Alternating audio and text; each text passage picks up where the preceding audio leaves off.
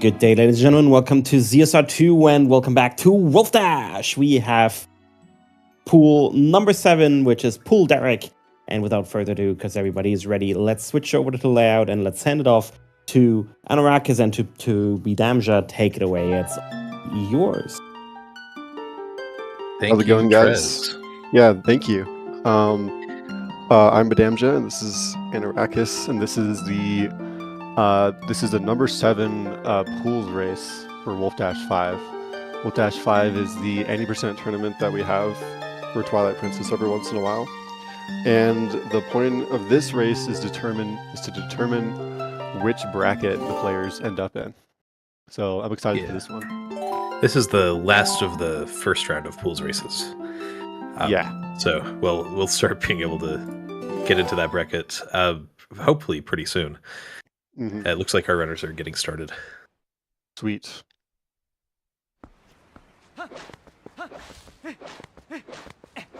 So we've got a pretty good set of runners here. Dean Machine, Morpha, Middelin, and Claudink. And Dean's been around a while. The other 3 of these are fairly new to the community. Mid's been around a couple of years, but I think Morpha's first run was only about 4 months ago. Yeah. Morpha's... let me pull up I can see exactly when Morpha started. So, we've already seen that massive progress in just a short time.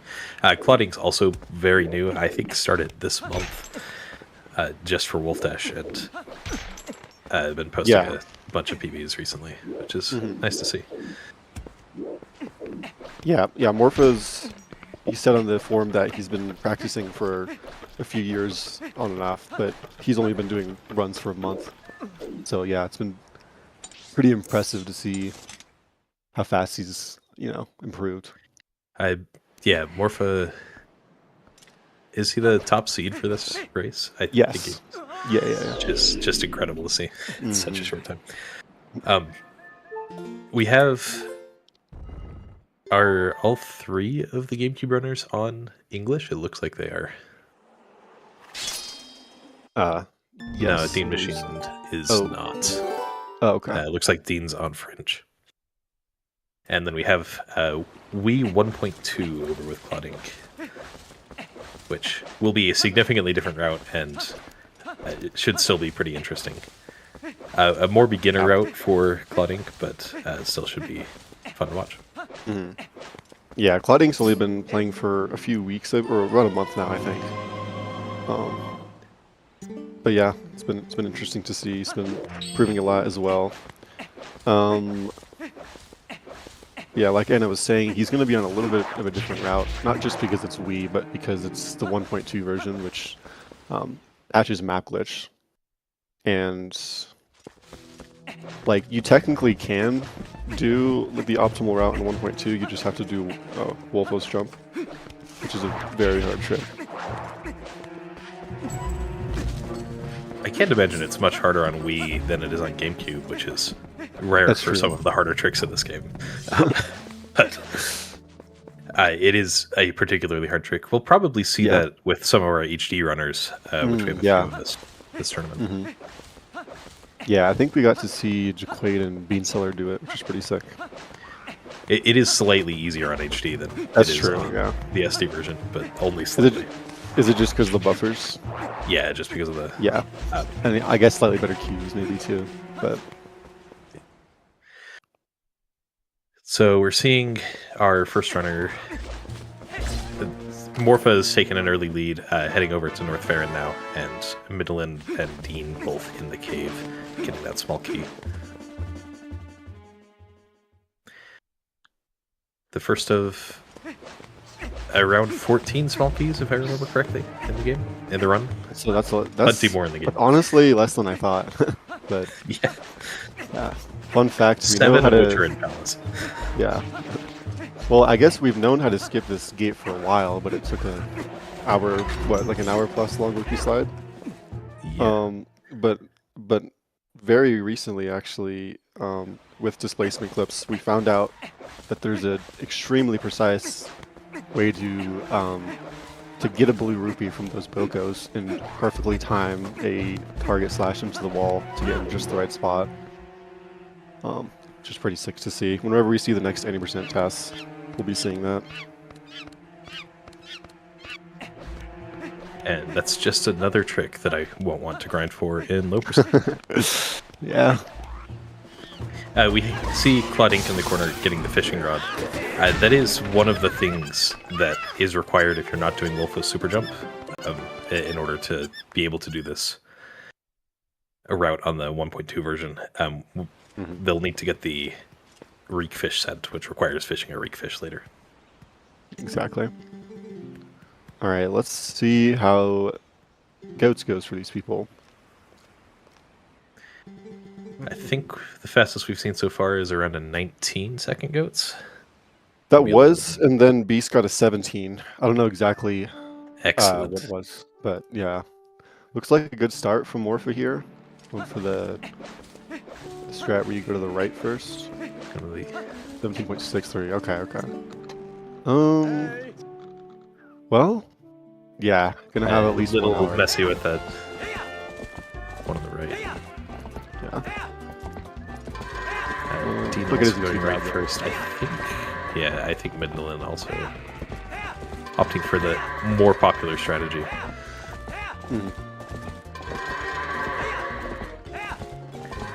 None of them having a particularly clean goats, but Yeah. that Well, 21.91 for Dean isn't not too bad, bad. yeah.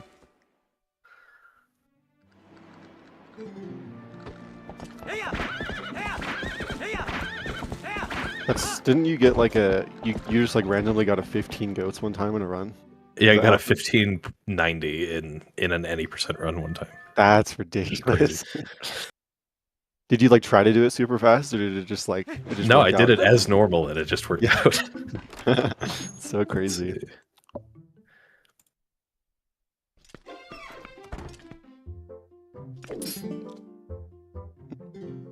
Oh, I just realized he named his file WD5. Claudink, the only one that's able to keep the file name for this run. All the others did back in time at the start, which reverts it to Link. Yeah, it's unfortunate. Yeah, because we did back in time, we have the Epona tamed flag set, which means we're able to fight Bo right now to get the Iron Boots. Looks like pretty good RNG from Morpha here. Oh shoot, I didn't get Claude's goats. I'll have to look back at that. Claude hasn't done goats yet. Oh wait. Oh yeah. Gonna be I heading thought to he was about to do it for some reason. the Orden Gate clip now, Yeah. and then gonna head off to join the other runners. Second phase, not quite so nice for Morpha. It's like it pretty much evened the playing field. Oh, never mind. That's okay. Dean has to do one more phase. Yeah, Morpha I is thought they still were 6 for a a second. little ahead. And Midland getting grabbed twice in a row, that's never nice to see. Oh yeah, it's so unfortunate. Welcome in, Raiders. I saw a clip of it was somebody who they were slapping Bo, and Bo slapped them back and did that like it was like 20 times in a row or something ridiculous like that. It's pretty Yes, crazy the good how old bad. high five match. Yeah.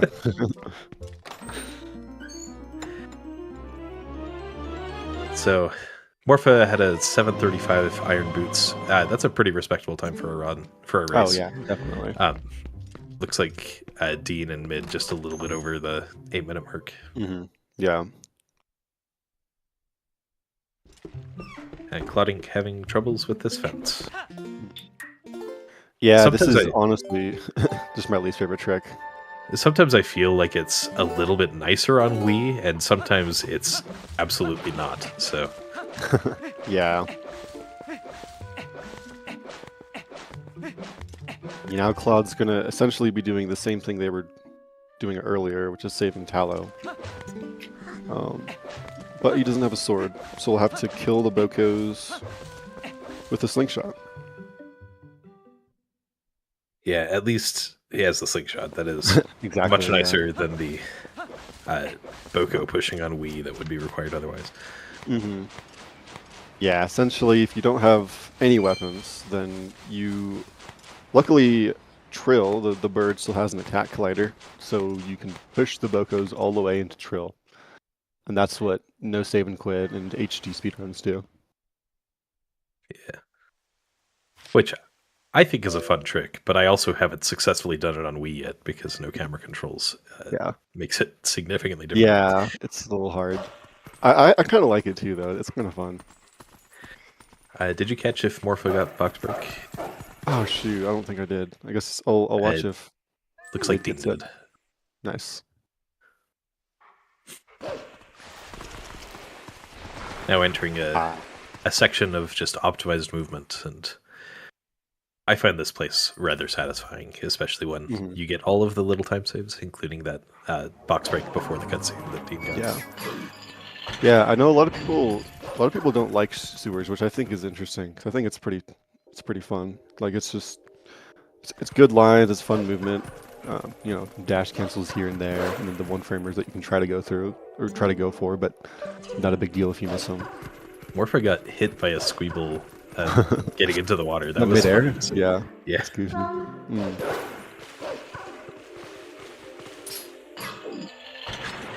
Yeah, it's an early section of wolf dashing, which exactly. You know, that's the name of the term. So truly we must like it. And it's pretty engaging wolf dashing. It's not like, just dashing in a straight line like in Linear Twilight. Yeah, we'll see a bit of that later. More for getting a little time save there for skipping a minute text box. Yeah, there's a trigger that you go over. And by the way, that has nothing to do with the actual animation of the rocks falling. Like, the rocks falling is just like a different thing. So you can actually have like a lot of them fall, but also miss the trigger, and it's which is very frustrating. Yeah.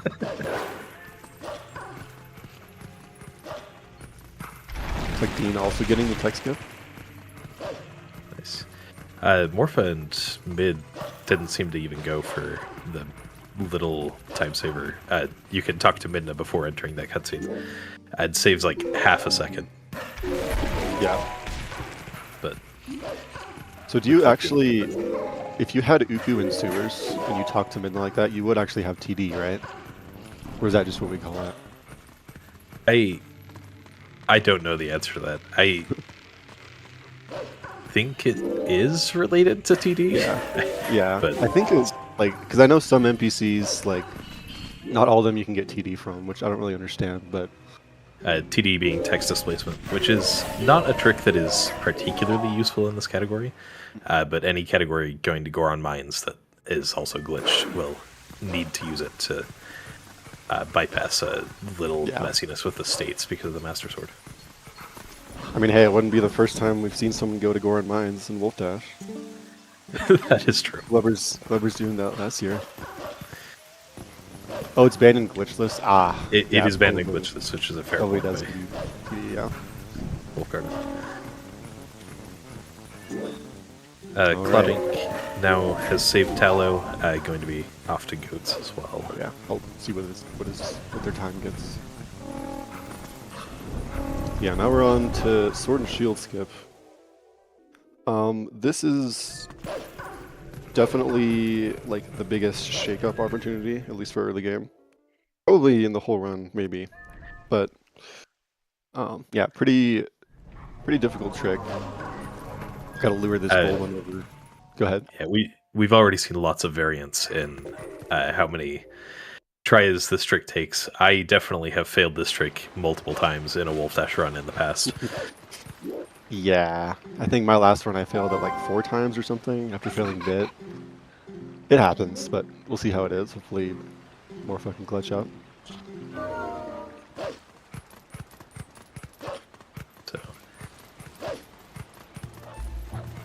getting Hugo just to a specific part on the floor, going to be slightly inside of one trigger.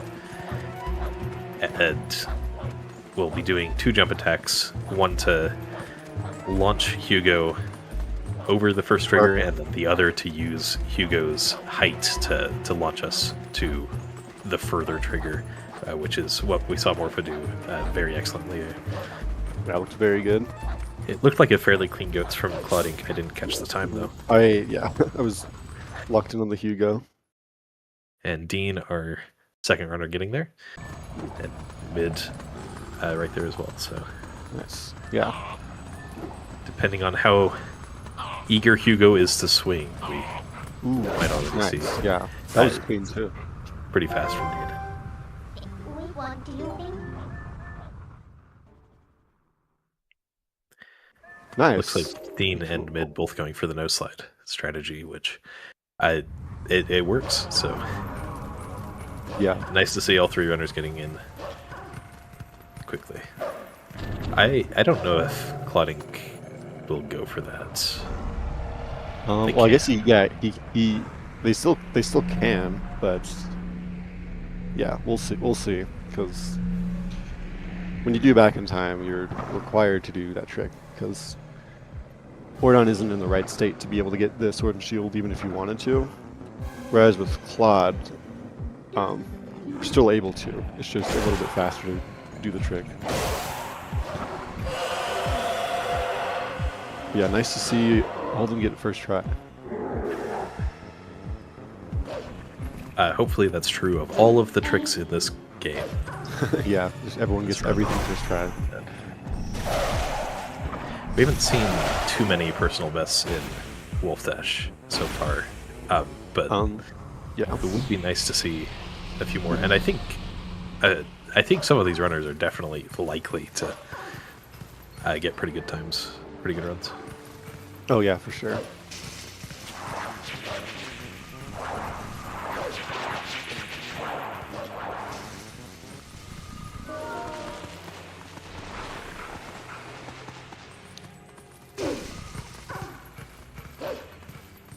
Yeah, hopefully Jamal can behave as well.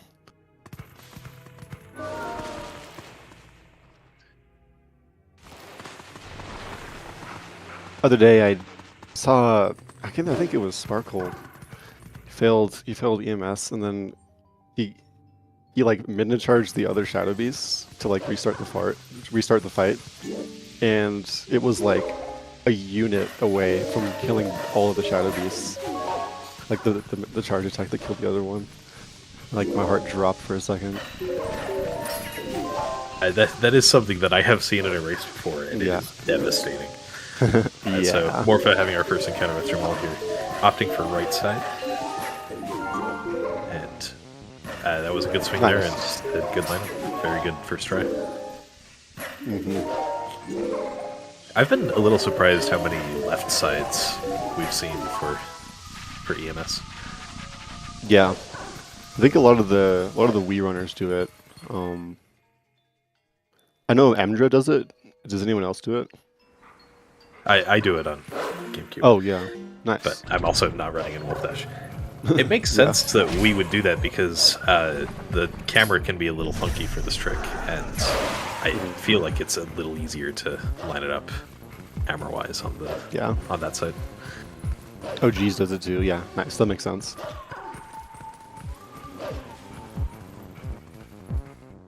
Yeah, the camera is a little nicer, and it's also easier on Wii to spin the Shadow Beast to the wall, which is something you have to do if he's not perfectly flush. Looks like Jamal's not behaving for mid. Yeah. Ooh. Oh no, that's pretty bad. Taking that game over. That will put mid at the start of the Twilight, and we'll have to go all the way back up.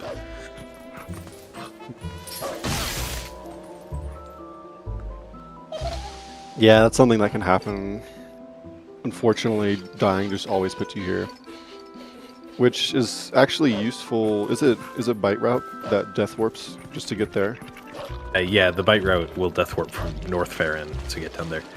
Yeah, I imagine the three GameCube runners are all going to be on the same route. I think so. Well, no, I think mid does Mid might pillar be clip. pillar clip. Yeah. Yeah, But I don't think any of them are doing the bite route. yeah, yeah. That was pretty unfortunate RNG from Jamal. So we need him to do, whoa, scary I think jump almost quad. falling off there. Yeah. Yeah. So we need Jamal to do so he can do 2 attacks. We need him to do a slow attack. That allows us to do EMS. It's technically possible with the fast swing, but it's like, I think it's frame perfect and it's like super duper precise. But essentially we need him to do a slow attack, and it's 2/3 chance that he does slow attack each time he decides to attack. So getting the swing we don't want 3 times in a row is 1 in 27, which is unfortunate.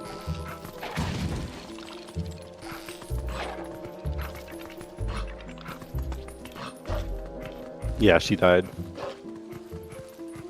Similarly, dying in the Skull Kid fight or the Skull Kid chase puts you back to the start of Grove, which is also pretty bad.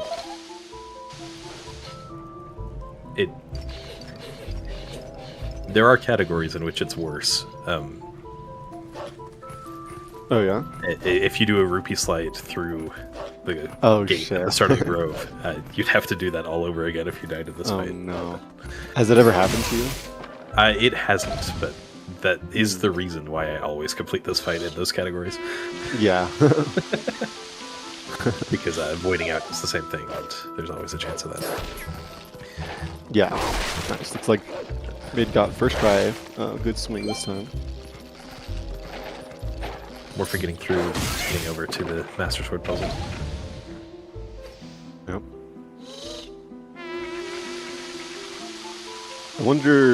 I feel like one day we'll eventually see MS puzzle skip as Wolf. It would be interesting to see. Yeah. I don't think displacement clips are possible as Wolf in general. Maybe they are. I don't know.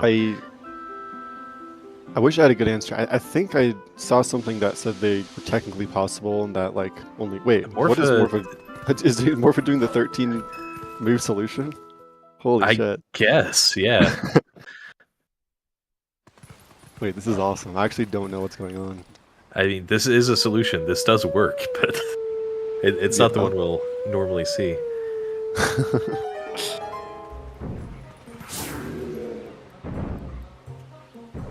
So we'll see Dean doing the more standard solution of going left down and then doing a rectangle. I think Morpha knows the fastest solution. He just did that for fun. 21:45, pretty good time for a race, honestly. Yeah, perfectly respectable. And as a follow-up, we are seeing Claudink go and get the Sword and Shield, so not doing Sword and Shield skip. Yeah. Yeah, that'll be crazy if the race is... he loses the race by 2 seconds since he decided to do that.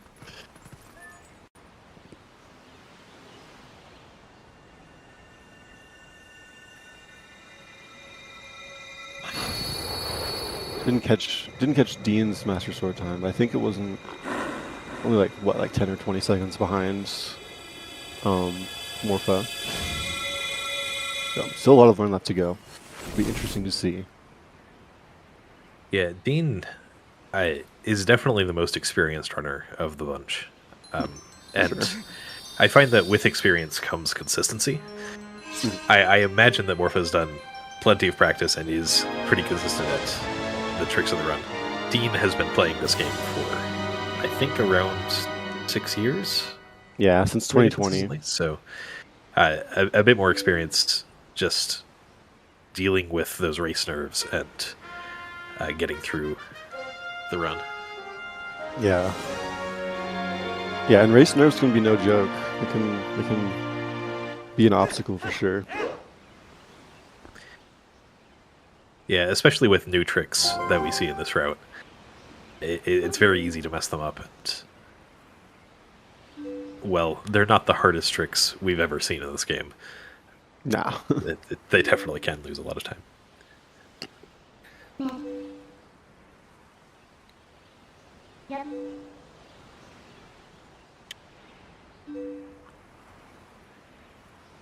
Yeah, so It looks like Dean's about 30 seconds behind Morpha, and I believe Mid is about what, like a minute behind Dean or so, a little more. Mid lost about 3 minutes to that game over. Oh, so wait, yeah. it should be around that gap. Okay, yeah. Which is unfortunate. I hope that she can claw back some of that time. Mm.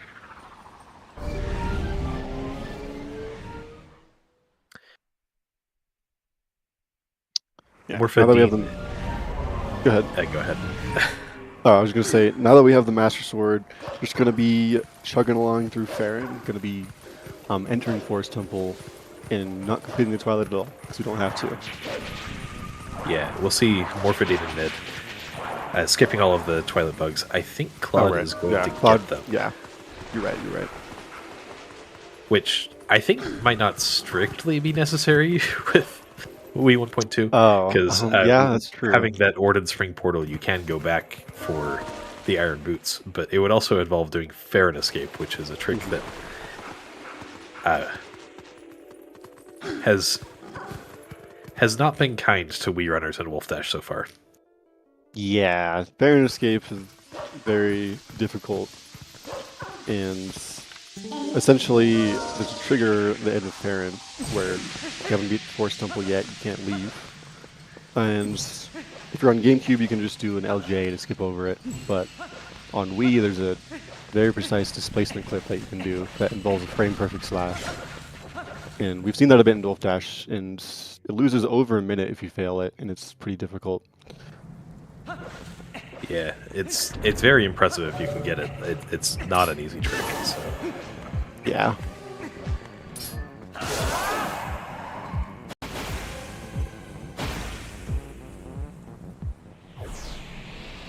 You'll see how forest bit goes for Morpho. Pretty steep. Yeah. Okay. It's Morpha, the Master Sword puzzle was right down and then went left instead of up. I wonder if that was just a mix-up, and then... Wait, if that was improv, that would be insane. Yeah, improv would be insane for that puzzle.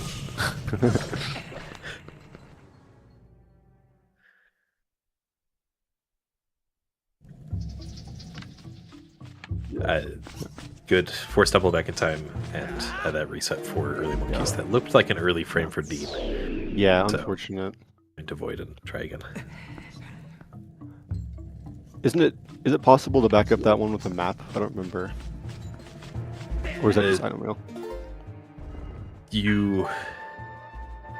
So the runners do need to save. They can do that during that pause. And when you are unpausing, it does... You're not able to use the item wheel or the map for like 60 frames. Oh, yeah. So there is no backing that up unless you want to just YOLO Just frame perfectly reset yeah. on your Wii. Mm-hmm. Yeah, not the best Nancy position for Morpha. Oh no, a little far back on that throw. But getting that rupee, so... Yeah. It's all worth it. This looks... Yeah, smart. Yeah, turning the wrong way there. Yeah, pretty unfortunate Nancy. This is going to allow Dean to catch up a little bit, although Dean did void for force bit once. Okay, nice. Yeah. Yeah, that'll be a little time for Dean. Yeah, looks like Dean might be able to get Nancy here. It's really interesting. Opting for Spider Skip, which is even more time save. I think that's like 6 seconds. Yeah. And getting it. Nice. Something like that, yeah. Nice. It's interesting to look at the hitboxes for what's happening when you throw the nut at the wall and it doesn't hit the spider. Yeah. It's like the nut is going too fast and yeah, there's just not behind a the spider one frame and there isn't a frame that it hits. Yeah. Claude coming up on EMS. That's fair, that's fair.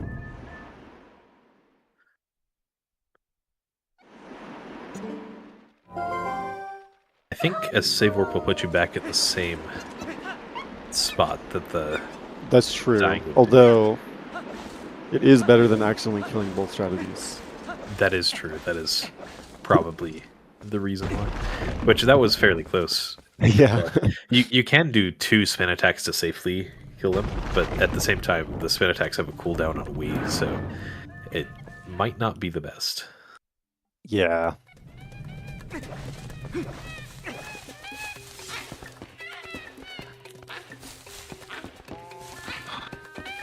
We're seeing Wow. extra hops for Yeah. Dean here. 10, 11, Just going around the circle. 13, 15, I think that was 14. Damn. Wow. That's real unfortunate. That's a pretty rare amount. Yeah. Yeah, the minimum that you can hop is 2 times.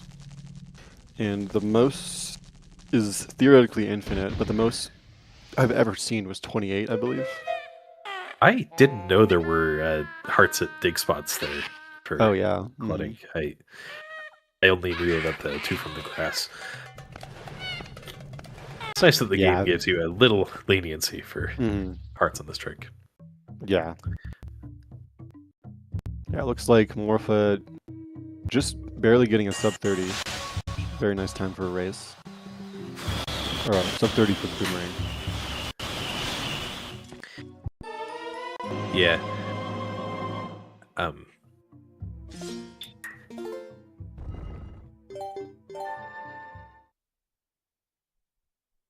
Yeah, Jamal. Yeah, that is a pretty good time for a race. Yeah. You can definitely go faster, but Ooh. with the safety bit and goats inevitably not being nice and bow inevitably not being nice. Yeah, exactly. Yeah, Jamal not being nice to Cloud Ink, and Nancy not being nice to Mid either, unfortunately.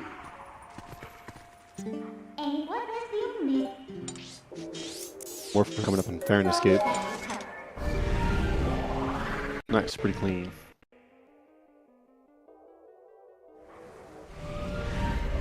Nice. Hopefully Claude clutches up for the jump here. Playing it safe. Yeah, if you jump at the wrong place, and unfortunately we saw that there, you can void. Yeah. So It always hurts to at see. least that should respawn all of the hearts. That's true. Go grab those again. We now see Morpha the first to do this postman skip, and subsequently the first to attempt Gorge Void. We'll see in the next area. Pretty clean postman skip. Yeah, as you can see, Claude actually made the jump. Like, he was on the land, but he still voided anyways. And it's just a weird perk about how voiding works. Actually has to do with how long you're over a void, rather than actually falling into it. Although I do think there is a component where you actually can just fall into it and it doesn't matter how long you're there. Yeah.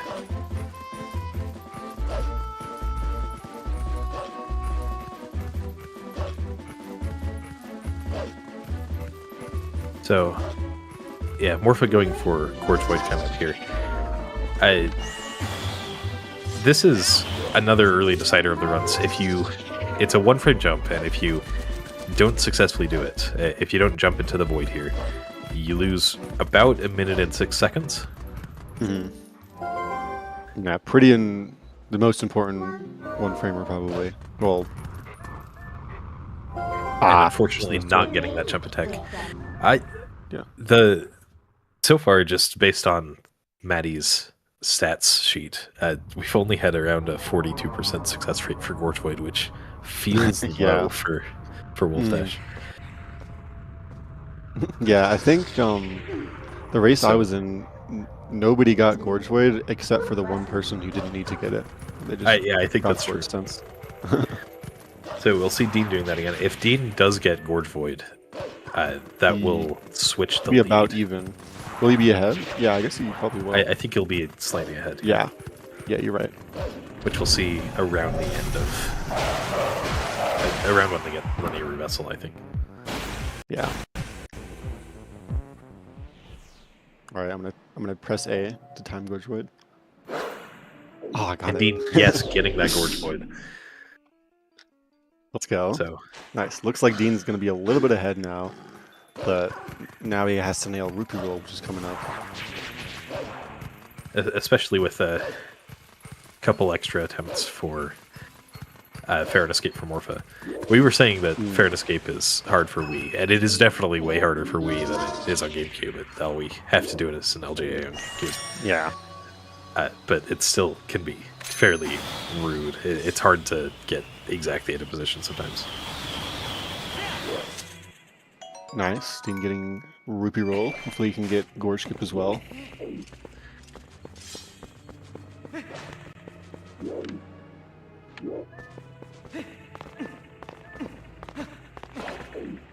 We saw a new method of Gorge Skip, or getting across the fence, found for tasks the other day.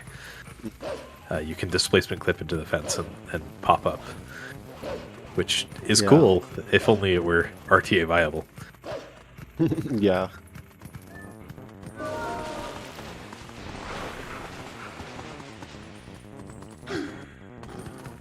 I mean, I believe you can do time walking RTA.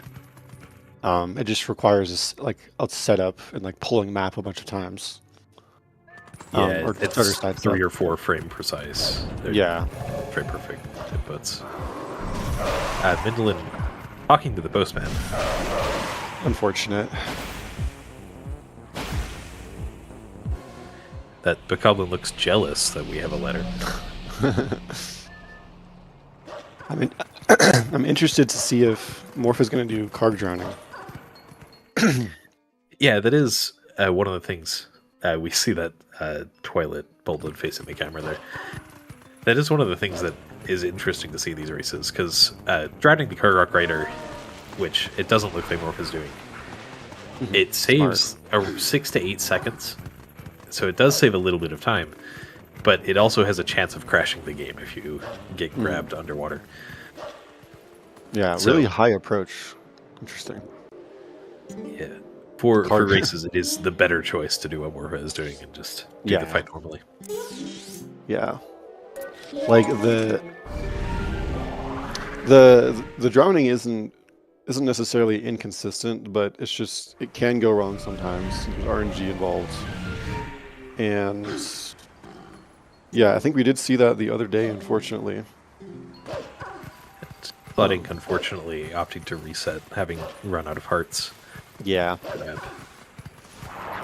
So, going back to the start of the Twilight, I think, and going to be doing that all again. Oh, it puts you here. That's Oh, wait, that's a bit nicer. Yeah, I didn't realize that. I probably knew that at some point in the past, but did not remember. Yeah, I think I actually, I also did know that, and I forgot, because when I was testing Fair and Escape for Wii, I was wondering if it was worth it to go to that area, to the mist area, to save, and then go back out and do the trick. So that if you fail it, you only have to spawn there instead of at the start of Fair, but it's definitely not worth it. I suppose being able to go through the tunnel the back way, that makes it almost tempting. Rolling all the way through that cave, which is something we have to do in low transforms like 4 times. Oh shit, yeah. Takes quite a while.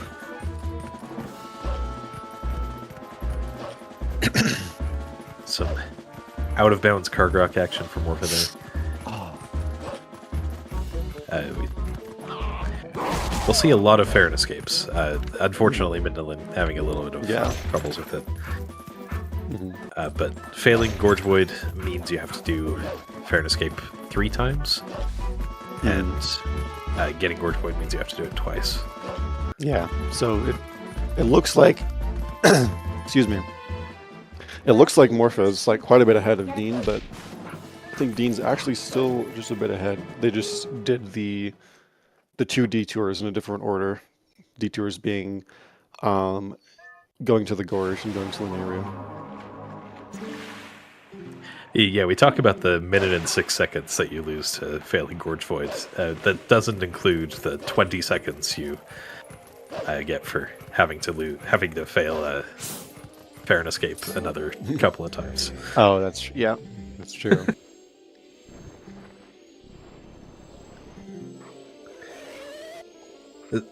It feels like there isn't that much going on in this part of the run for the early parts of Eldin and Linearum. Yeah. Mid missed Gorge Void, right? I didn't catch it. I think so. Yeah, I think she did, because she... I don't think she she's skipped that roll yet. So. Yeah. We're also going to see some route diversions pretty soon. She's mid transform to human. So now she's going to be doing a trick called Pillar Clip.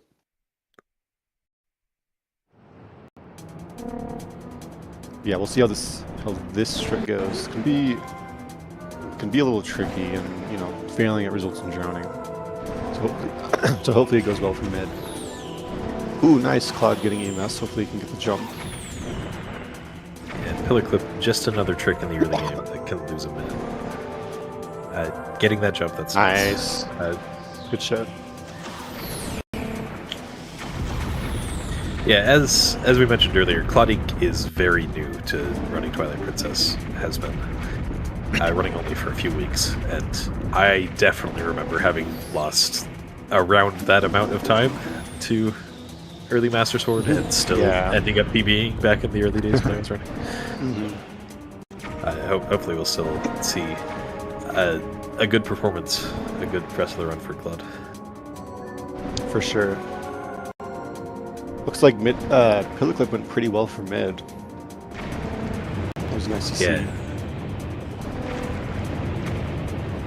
Little bit extra time waiting to pop up for after the midnight call, but otherwise perfectly fine. Dean opting not to go out of bounds by the looks of it.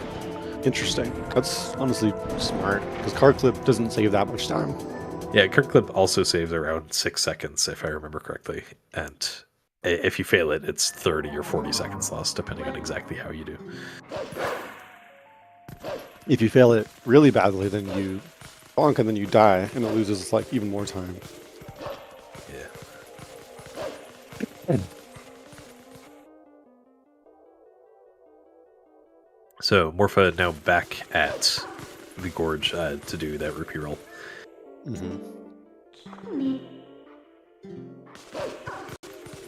And I think a little bit of a rupee behind the tree. This might be a little awkward.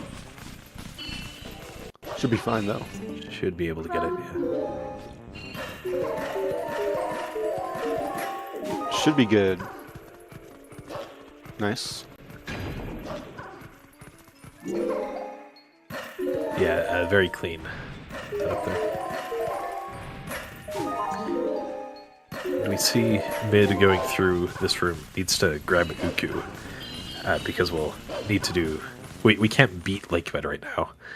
We need water bombs in order to beat Morpheal, and we can't get a bomb bag until after Linear Twilight's done.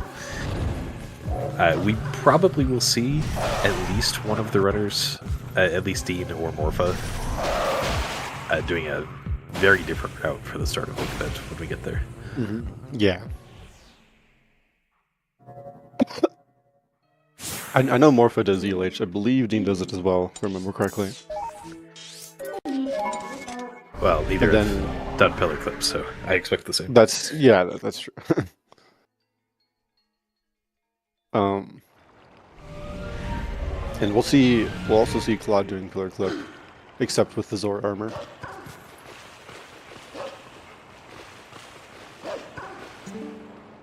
Oh yeah, honestly pretty close to them. Only about 10 seconds apart. Dean just barely ahead here. Dean just ahead, yeah. And Elden Twilight's pretty consistent, so I expect they'll stay roughly the same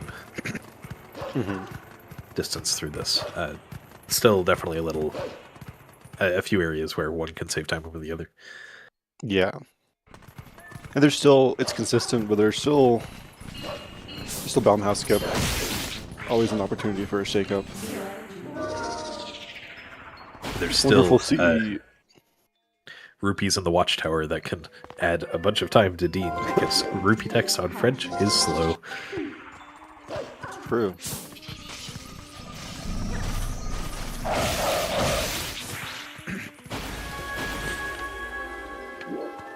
Looks like, yeah, good basement bugs from the both of them. And one cycle Decatoad for Midland. Nice.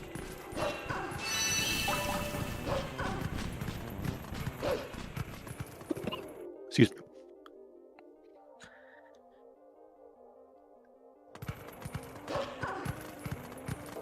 Yeah, so mid's now gonna save warp here and then Uku out. And she's also do rupee roll, right? Yeah. Failing Gorge Void earlier means we'll have to do that going up the Kargrok, going up the river and up the waterfall, and then over to rupee roll. Yeah.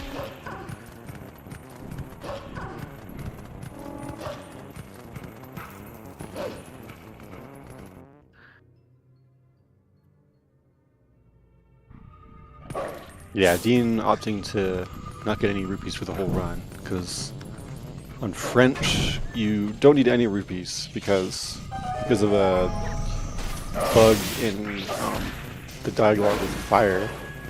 He actually just agrees to repair the cannon even if you don't have 300 rupees. And so you'd think that would make French faster, but it's actually just slightly slower, just because a lot of the text in general is just really slow. And a lot of the rupees that we do get on the other languages are pretty out of the way. It's really nice how close the languages are in general for Yeah. GP. Like, Except for Korean, but yeah, Korean's quite a bit faster. But for the GameCube version, you can run pretty much any language and be within 30 seconds. Easily. Even Japanese, which doesn't have map glitch, if you are willing to do Wolfo super jump, it's pretty close. Isn't there something JP can do with Gorge Void? I don't remember the details. There is something that JP can do with Gorge Void. It's not applicable in any percent. It can cancel the warping away with Uku's Note or a bottle. So if you don't have one of those, it's not faster. But every other version that gives map glitch, not having that on Japanese means you can just go and do rupee roll right after that, and then save a little bit of time. Nice.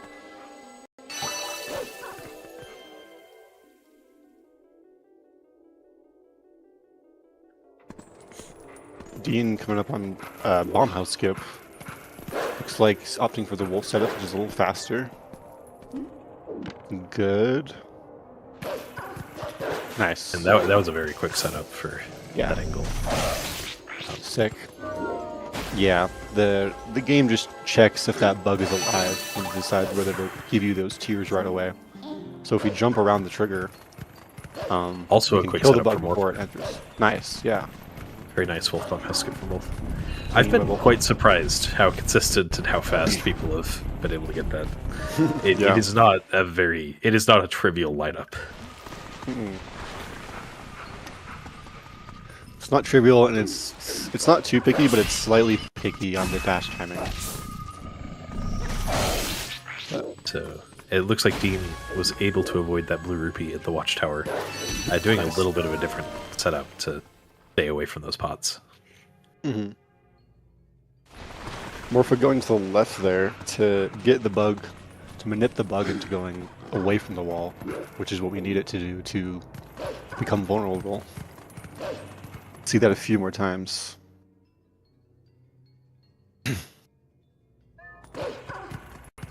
One of the things I love to point out on the Wii version for Clodding is if you look over at the item, the lantern is overlaid by the Tears of Light. So the Twilight doesn't expect us to be human. Yeah. Have that 5 for the slingshot pellets also going into the vessel. Yeah, it's a little good. There's some weird stuff with like twilights and vessels. The game doesn't expect you to be in a certain area. Like, for example, if you have the Elden vessel and you're in you're in Zora's River, it will show that the twilight bugs are like on the minimap, even though they're not there at all. It's kind of interesting. I guess it just checks that you have a vessel. Yeah, it just checks if there's a vessel active and Yeah. show them. It would be nice if we could just kill the bugs right then and there, and then get the tears, but that would save a lot of time in Linear Twilight. Alas. Mhm. Alas, we have to have Linear Twilight be as slow and straightforward as possible. Yeah.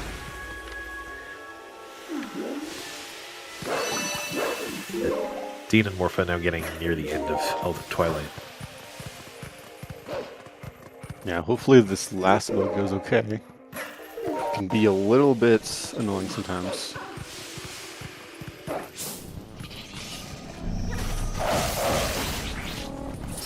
Dean opting for the minute charge, which is a little faster, but ended up targeting a squeal in the process, which made it a little slower. But that's still sub 7 Elden for Dean. Which is very nice for a race. Oh yeah, for sure. Pretty standard for PB attempts, but sometimes it's easy for things to go wrong with the restarts and everything. Mm-hmm. We'll now see Mid going over to Elden Twilight and collecting those same tiers, which it seems like it would look like she's a little further behind, except she's already done the first half of Lake Bed. So a bunch of that time will come back later. And we'll see Cloud Ink being the first one to get Ending Blow. And that's because Cloud Ink beat Fair and Twilight. So they can just go ahead and get the Golden Wolf right now. Whereas the rest of our runners will have to howl at the Upper Zora's River Howling Stone to spawn another Golden Wolf. Luckily, Ending Blow is unique in that I believe it's the only hidden skill that it doesn't matter which wolf you're at, the first one will always be Ending Blow. Is that true? That is true. Yeah. And not only that, whichever wolf you're at, it thinks that you are at the North Farron wolf, so it will warp you back to North Farron. I didn't catch if Dean was gaming. Looks like Morph is not gaming, unfortunately. Dean also did not get that side hop. Unfortunate. Yeah. You can tell because the minimap has all the water on it. Oh yeah, true. Which wouldn't have been updated. It's interesting that it's some text that like sets that flag. There are lots of interesting little triggers like that in the game. Yeah. Mm-hmm. Like we'll see a trigger like that in City in the Sky, where stepping in front of a door activates a fan that we can just avoid by opening the door from slightly further away. As opposed to the fan being enabled by default.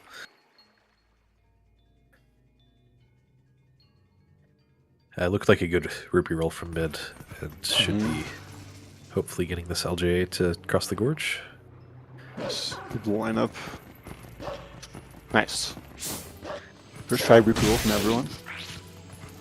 It goes for him. And Claude now in Forest Temple. Claude's actually going to beat Forest Temple, which is always nice to see. It's my favorite dungeon is Forest Temple when you have to save the monkeys. Yeah, it's got a lot of little extra strategies, a little extra. Yeah, it's very technical. Fun. That we'll see.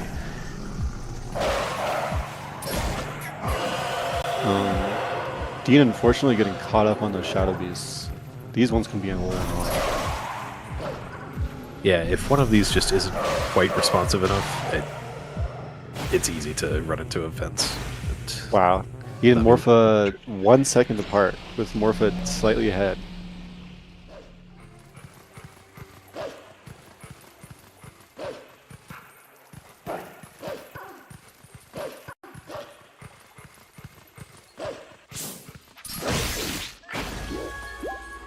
and grabbing this tier, and then we'll be warping up to Zora's Domain to grab a bunch of others.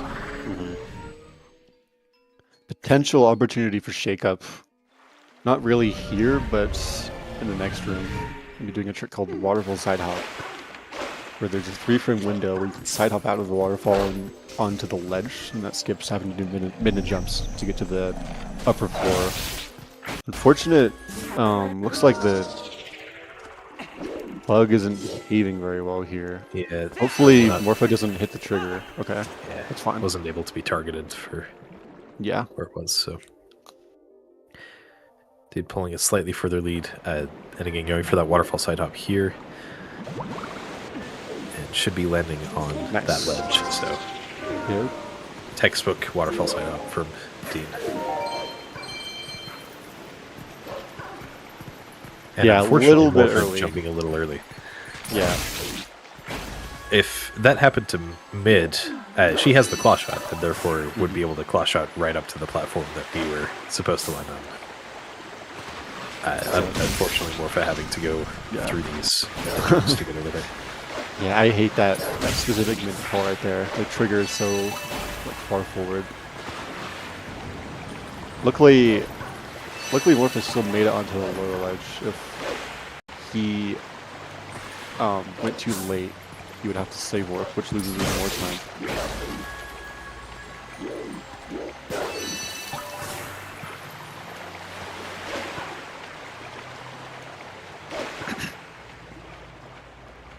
Yeah. I didn't see how Dean's lily pads were. These look... shit. If Morpha didn't slip there, would have been fine. Yeah, if Morpha had been able to land on that lily pad and not fall in, that would have been a very good arrangement. See, will Clodding go for Woodpecker here? It doesn't look like it. You could do a jump attack on that wooden post into the cutscene. If you do, you just repeatedly jump into it into the cutscene. It looks funny. Yeah, it's like it looks funny and it also sounds like a woodpecker. That's the name. Yeah.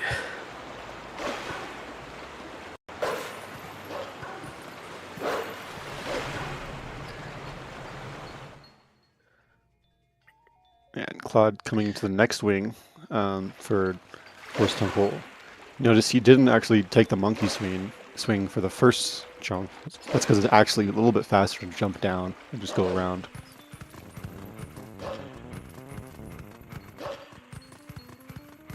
In a lot of cases in TP, the cutscenes are instantly skippable. And there are just a few that we have to actually avoid, like the postman trigger, I guess. That's not really a cutscene, but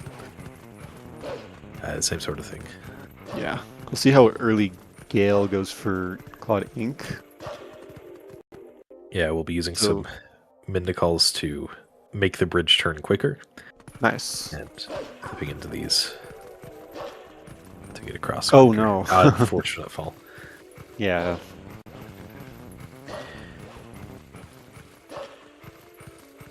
So, as you can see, go ahead.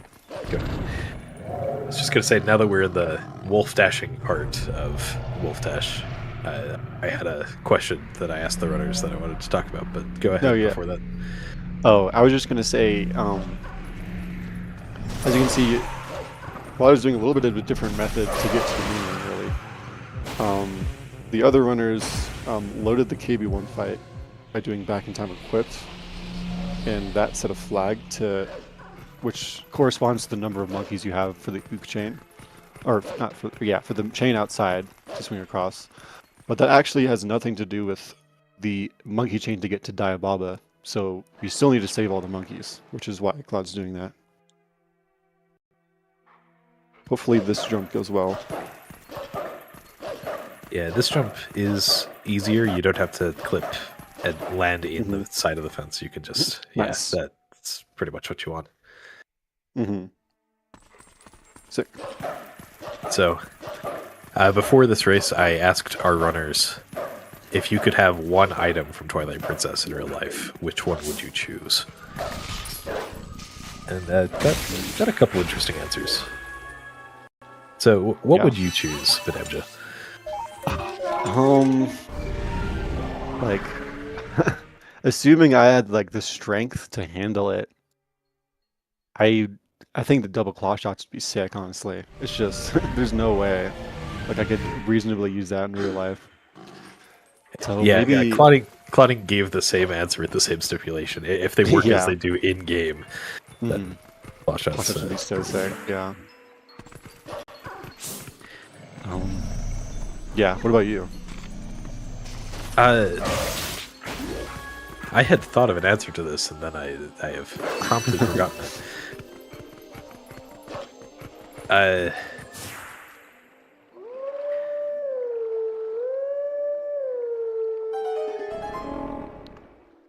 Trying to think of another one that'd be cool. The boomerang would be pretty sick. The first thing that I thought of was like magic armor, but I don't have the money for that, so probably not that yeah. one. I don't know. Can it be paid in like the Zimbabwean dollars that are? Yeah. How much are they? I don't know the exact conversion rate. Yeah. Obviously, you can have bottles in real life just fine. Oh yeah, Uku. I would have Uku in real life. Oh. Being able to teleport would be extremely useful. True. Yeah. Just nice save on the commute back from work. Yeah, just Uku out of work.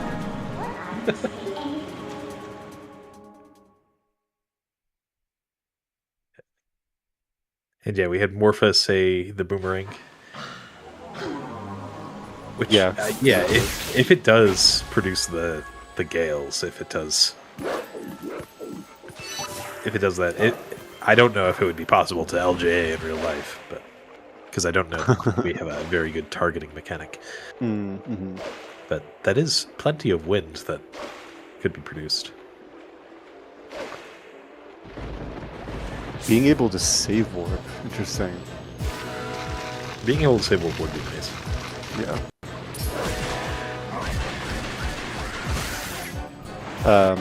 Beam fighting the name of this pool, which is Derek. Big old bug here. Can be kind of an asset sometimes, but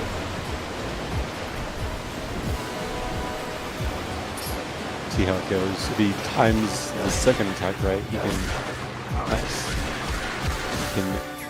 avoid another attack cycle from Derek.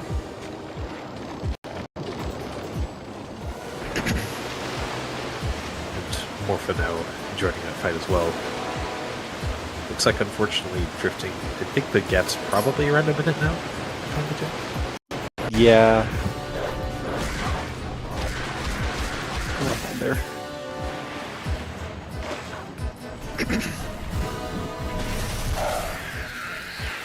And Dean gave the answer to that question of the Master Sword. Oh, yeah. Which, you know. Well, if the Master Sword lets you transform into a wolf, that would be pretty cool. It would be pretty cool.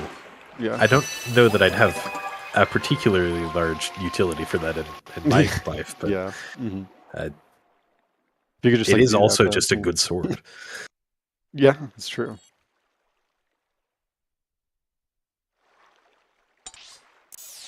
Although the real skill with the sword is being able to transform away from wolf. So I don't know, maybe Dean's been cursed or something.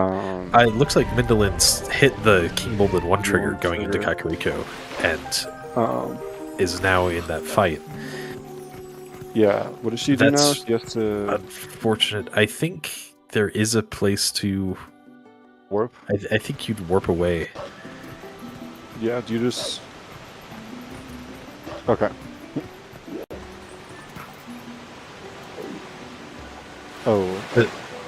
The Shadow Crystal turns you into a wolf, and the Master Sword turns you back. Yeah. So you would need both to be able to transport that back. So, there's a trigger right outside the south entrance of Kakariko that it puts you in the King Bulman 1 fight, the same fight that we used for early monkeys for the GameCube runners. And if you hit it, you can continue. You don't have to fight King Bulman 1. It just will be a little bit of a time loss later. Yeah.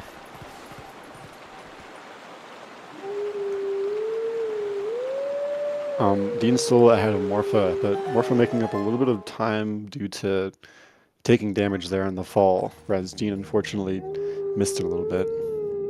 But we want to be low health here so that we can Death Warp.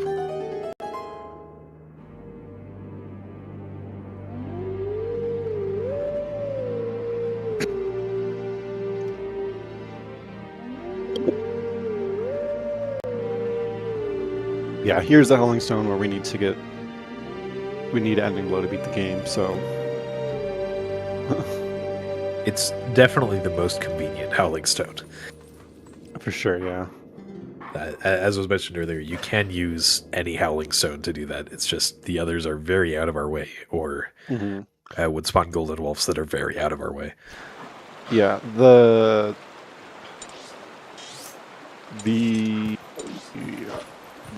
one after EMS, where does that one spawn Golden Wolves? I can't remember. That one spawns in just south of Castletown, which you can't get until after Midnight's Desperate Hour for some reason, but that wouldn't be too bad. But it is definitely a little slower. Dean playing it safe with his trigger. It looks like nice. Okay. So you want to touch that trigger as human, because it won't trigger as wolf. But you don't want to go. You want to only barely touch it so that the barriers don't fall down, so that you can transform wolf and then go inside. Because when we're wolf here, oh nice, taking damage here. Hopefully this works out. Yeah, that can be a little risky because you can change their positions a little. It looks like Dean knows what he's doing. Nice. Pretty nice. Yeah, Dean very intelligently delaying that B attack there, because after you do an A attack on the Shadow Beast, its cooldown is like really long. It's like 2 seconds or something like that. So if he had gone any earlier, he would have had to he would have failed the fight because the last attack wouldn't have gone through. Morpha hit the grass, spawned some hearts. Hopefully didn't get either of those, because that would be a bit of a time loss.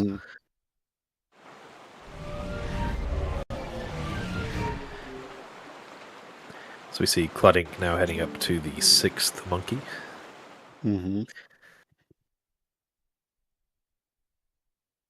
Rangvi's Waltalas. Gonna LJ to this Bulwark, or this Boko. I think the Monkey 6 room might be my favorite room in the Forest Temple. It's a really fun room. Do you get the small key first, or do you save the monkey first? I usually get the small key first. Yeah. Me too. I think Cludding opts to get the monkey first, though. We'll see that. We'll see. It's good getting cutscene skip here. Yeah, saves about 6 seconds. Don't have to talk to Plum, but can still howl at the grass. And now for the reason that we need to be low health, we need to game over in this minigame. So we'll be trying to clip, and that was a perfect example from Dean. Just bonk and void out of bounds. Nice. Oh, Mid got the side up. Mid's a gamer. Let's go. Mid got waterfall side hop by the looks of it. Oh, that side hop. You're right. And Morpha doing that dash a little bit later, so going still to back this up this bridge to get that same effect. Yeah. Yeah, and now the layer of the minigame is applied to Lake Hylia, which isn't supposed to happen, which is conveniently an empty lake, which means we can do a bomb boost here. I really wish we had more ways to manipulate the layers like this. It's really cool to be able to do this. Yeah, it's sick. Ooh. Dean, unfortunately, I don't think this is gonna work, is it? It might. That looks pretty close to the right. I think it does. Wait, that's crazy. I didn't know that. What? Interesting backup setup. I had no idea that still worked. Yeah, the lineup that we use to get into the temple is actually very, very precise. We need the bomb to explode right when we're below the rock, and just need to be in the right place. So there are a few different setups. Nice to see that it worked. Yeah. Pretty close race by the two of them now. I think only about 20 seconds apart. Yeah, really not too bad. Yeah, it can definitely be shaken up by more fuel.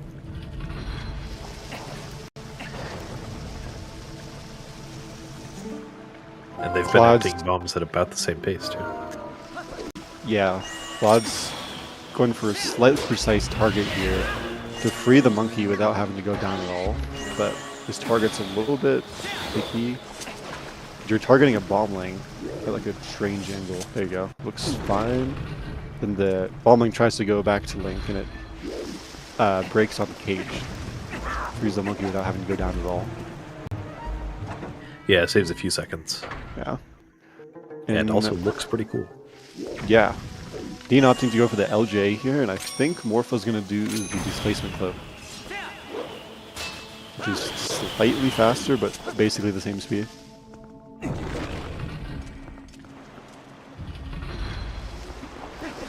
it looks like it. And this is just the first displacement clip that we're seeing today. There will be a few more, some that save a significantly larger amount of time. Yeah. But that was a pretty fast lineup from Wolfdash. Nice.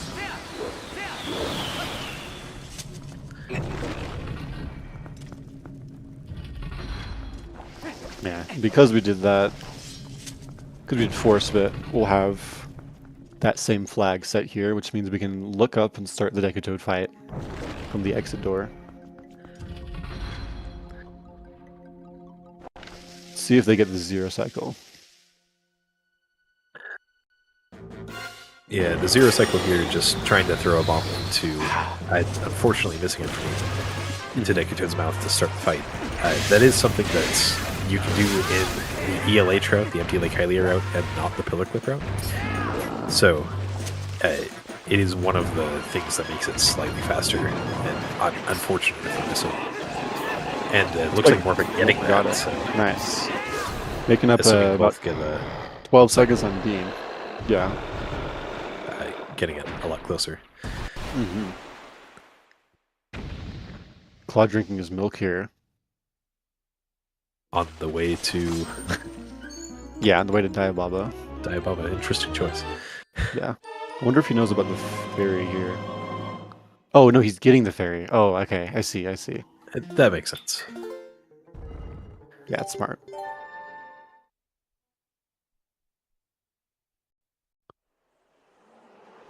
Now we're going to probably be seeing Cloudink go for a pretty cool strat here called Ooklis, where we save a few bomblings for the second phase and then use those to beat Diababa instead of having to wait for Ook. This trick is slightly harder on Wii, isn't it? No, I think it's about the same. It's about the same? I would say, okay. Yeah. There are a couple of slight differences in the way the targeting works that makes it a little... work a little differently, but yeah. The goal is just to get those 2 bomblings from the first phase to the second, and then use those instead of what Ook would provide. Morph unfortunately targeting slightly too far right. This LJ is a little bit annoying, because if you fail it, it's like... just kind of sucks to line up again. One of those bomblings is really far back for Claude. I hope I think is caught on the movement. I think it'll still work. Yeah, it's fine. Nice. Using the boomerang resets the timer on the bomblings, so while they would normally have exploded before now, we're able to use them again. And yeah, it looks like Yeah, unfortunately, trying to recover that. Unfortunately, we'll have to miss there. Looks like a clean boss key skip from both Dean and Morpha. And now we're in the last of what I'd call the early shakeups, the early shakeup potentials. We've still got plenty of time to go on these runs. We're not even halfway through, but Morpheal. Yeah, Morpheal is Morpheal. Ooh, that's not good. That's not good at all. Hopefully, Dean can back this up.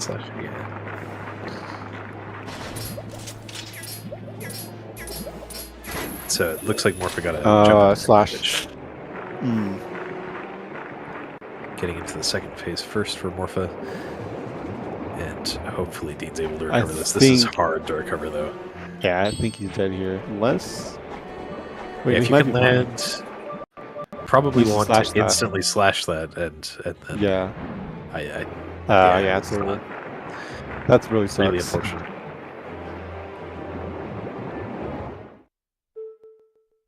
Did Dean say... Wait. Oh, yeah, you save after the clash shot. Well, yeah, you do.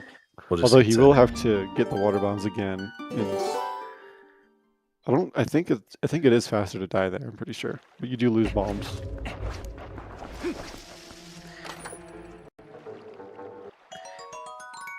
Yeah, we have only a 16-second air meter in Twilight Princess. And so we're able to use the bombs, which the game tells us we're not allowed to use while swimming. We use them while swimming, and that refills the air meter when we drop them. Yeah, and if we have the iron boots equipped while we're attacking Morpheal... Ooh, that should have worked. That's unfortunate. Just a little bit too far away from Morpha. Yeah. Interesting path by Morpheal here. But... yeah, I don't think is she going to be able to notice him here? No. It doesn't look like it. Yeah. And yeah, turning away, so... I have to go back down. Yeah. I think that Morpheal death might make it so that Dean and Mid are really close. Oh, yeah. You're right. But we won't be able to determine that for sure until around Arbiter's Grounds. Yeah, because we have the iron boots equipped, you can force unequip just the right point. Nice. GG, Morpheal. But yeah, force unequipping lets us immediately get off Morpheal instead of being stuck to her for an extra few seconds and then being launched upwards. I don't know why Dean Machine claw-shot it there. That if you claw-shot that tentacle at the same time the cutscene starts, you will drown in the cutscene. Or you will not be able to recover that because the cutscene doesn't start. Yeah, unfortunately the eye beelining into the socket, into the mouth there. So Dean's gonna have to drop this bomb and pull another one on the ground and wait for Morpheal to swim around a bit. Just because she can't notice you right away, and you want her to be able to stop, ideally.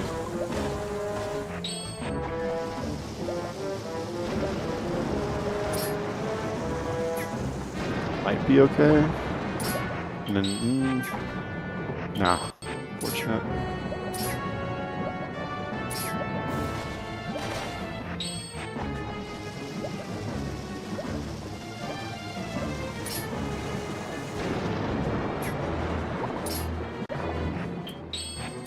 This looks fine though.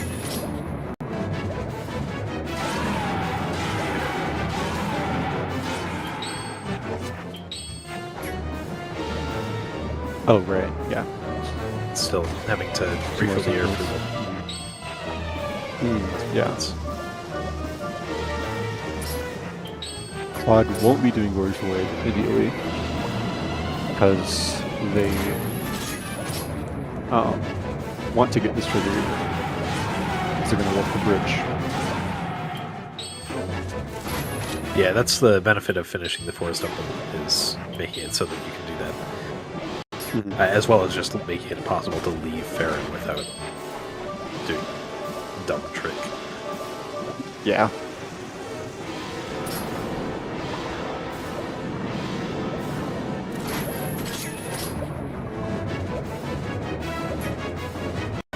I think I'm using 5 bombs for Morfield, Dean, but getting through. Yep, it's past it now. I wonder if he's going to get backups or if he's just going to conserve bombs. So we only strictly need 2 bombs for the rest of the run. For Zant. We don't even use one for the Stalfos or Stallard Skip at Arbiter's Grounds anymore. I think 5 is about the amount you'd want.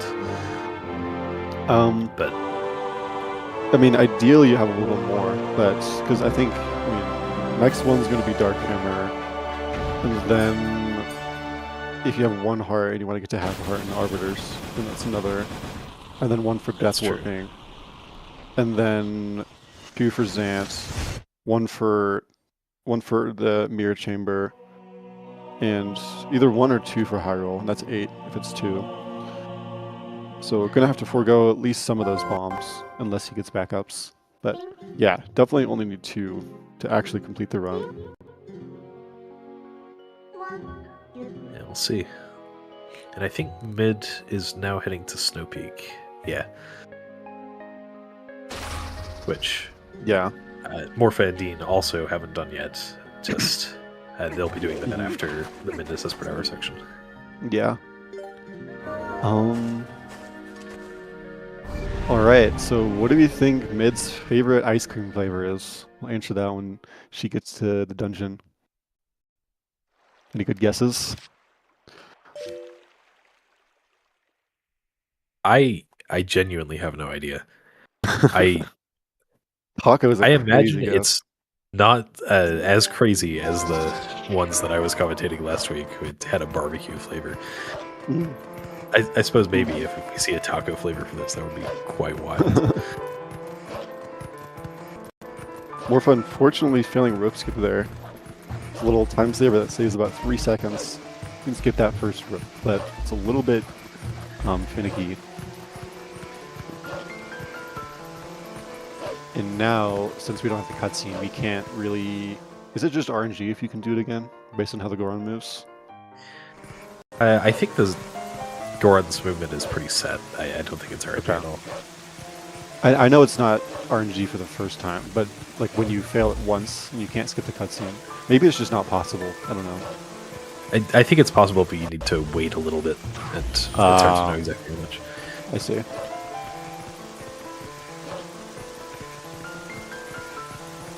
Barbecue ice cream. Yeah, it's pretty crazy. Cakery's favorite. Yeah.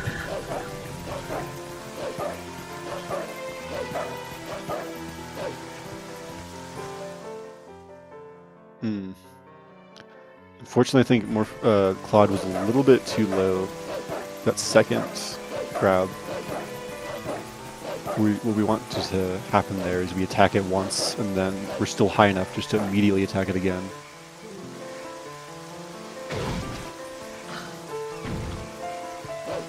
Also love the camera just clipping through the floor there. Oh yeah. Showing us lake bed. Craft. I can't. That's a real thing, by the way. I couldn't believe it when I first read that. But it's real ice cream. Well, I guess those are at least both dairy products. Yeah, I guess.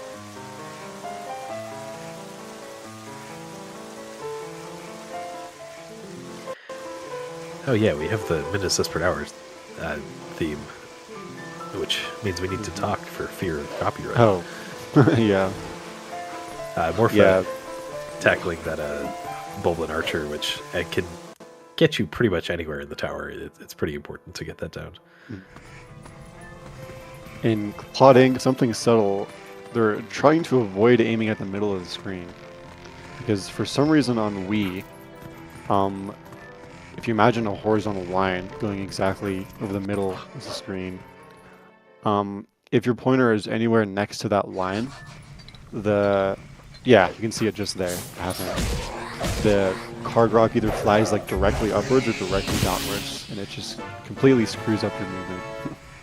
So you have to intentionally aim either a little bit above or below to avoid that, which can be pretty annoying. Do we know why that happens? I don't think we Is it know. just like a divide by zero error or something? I think that's the theory, that that's what it is, but I don't think we know for sure.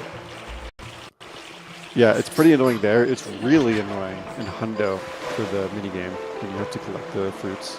Oh yeah, I remember having to do that. Yeah. Okay, I didn't have to do it. I did choose to run Wii Hundo. Yeah. Did you? I mean, I guess you could have turned pointer off too, but I don't think I did that for the minigame. yeah. Midland's now doing some snowboarding through the fog that would be dispersed if we had defeated the Shadow Beasts up at the top of the hill, but not doing that is about 20 seconds faster, so Yeah. we just need to know where to jump.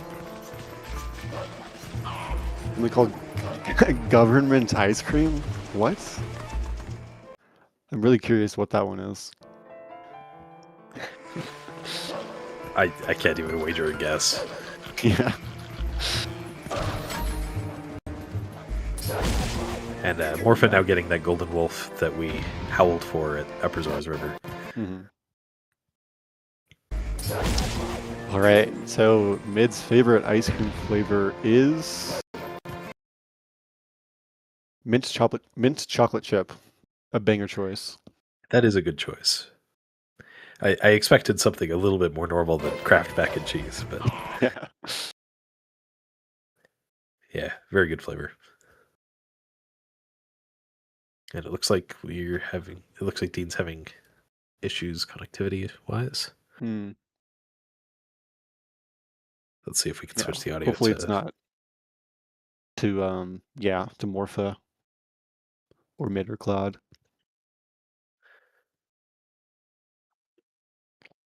Yeah, unfortunate. We had some more internet issues the other day with another runner.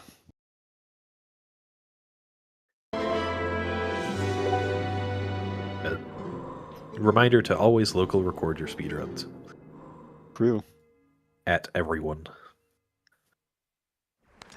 One time I wasn't streaming a run, and I was recording. I wasn't streaming. I PB'd, but right before I PB'd, I ran out of disk space, and so the recording didn't finish, and I couldn't submit it. Looks like Dean's back. That's good.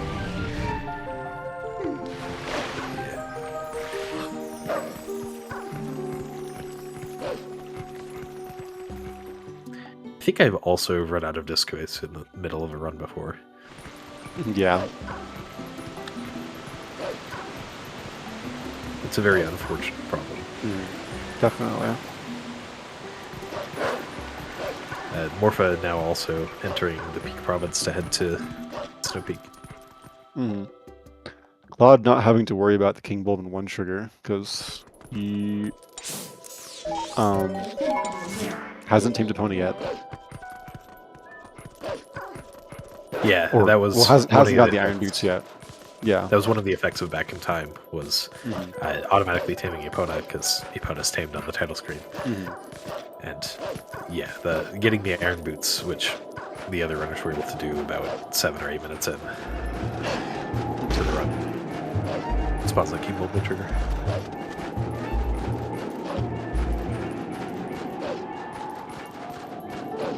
You know, I really don't know that much about Morpha in general. It probably wouldn't surprise me if his favorite was Kraft mac and cheese ice cream. I really don't know. Oh yeah, I guess, okay, I haven't looked yet, and I don't remember, so I'll do a guess too. I'm gonna say... I'm pretty sure there's like Reese's ice cream. I'm pretty sure that's a thing. I think that is a thing, yeah. Yeah, it sounds pretty good right now, honestly. I'm not really a peanut butter person, and I agree that sounds good right now. I don't know what... Yeah.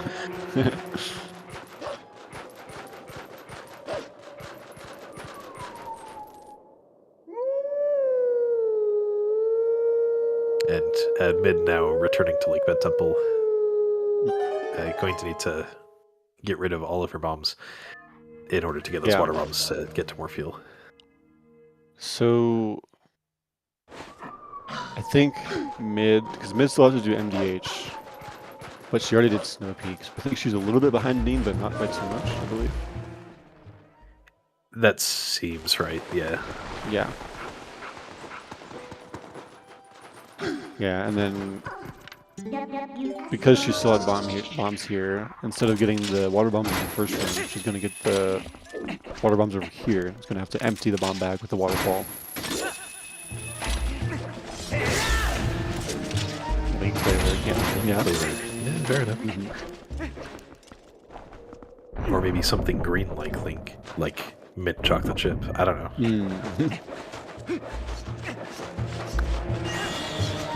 I wonder if like key lime ice cream would be good. Probably would. Yeah, I think that does sound pretty good. Probably would be like a sherbet, but yeah. Clodink read the sign going into Melomart. That sign is the only sign in the game that changes text over time. Oh, I didn't realize that. Yeah, at the start of the game it says something about General Goods Store, and then once you get the Master Sword, I think, it changes to Malomart, and then it changes once again once you get the magic armor. So the sign that Clodink read did say, expanding to meet your needs, Malomart, even though Malomart definitely is not open yet. Alright, I don't remember Dean's favorite either.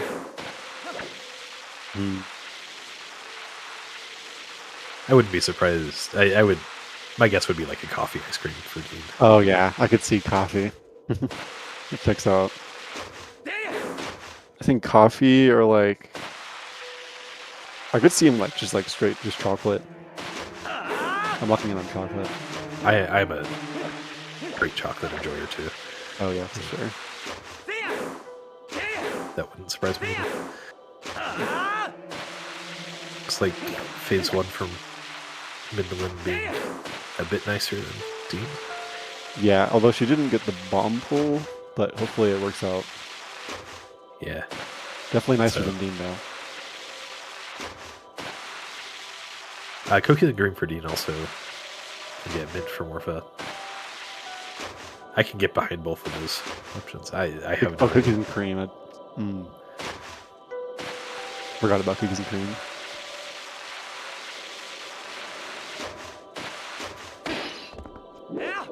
Or for skipping this little texture here.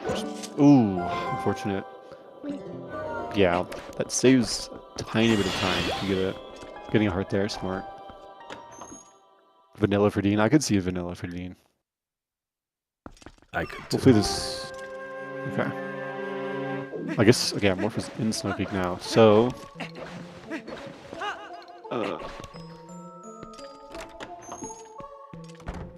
Oh, okay. We were pretty off. Morphe's favorite ice cream is pistachio. Ah, that's interesting. That's not a common flavor, but I definitely have seen it before. It is kind of green, isn't it? Yeah, it's green. So we weren't entirely off on that front. Yeah, we were right about that. I don't know why I didn't. How did I not think of that? Talking about green flavors. I guess it's not uncommon. Morphe also placement clip. Nice. Yeah, a very nice setup. First try, good to see. Doing a jump attack there and not getting hit by the freezer, so going for the safer strat.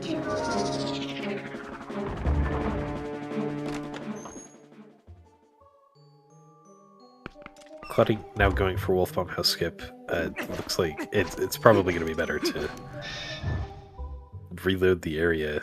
But now, trying Card Rock. Line it up. Yeah. Sometimes if you take too long, but Card Rock starts bothering you, but it looks okay. Morpha indeed using one of the bombs for Dark Hammer. If you already have bombs equipped, that only saves around 1 second. It feels like it should save a lot more. Yeah, I know.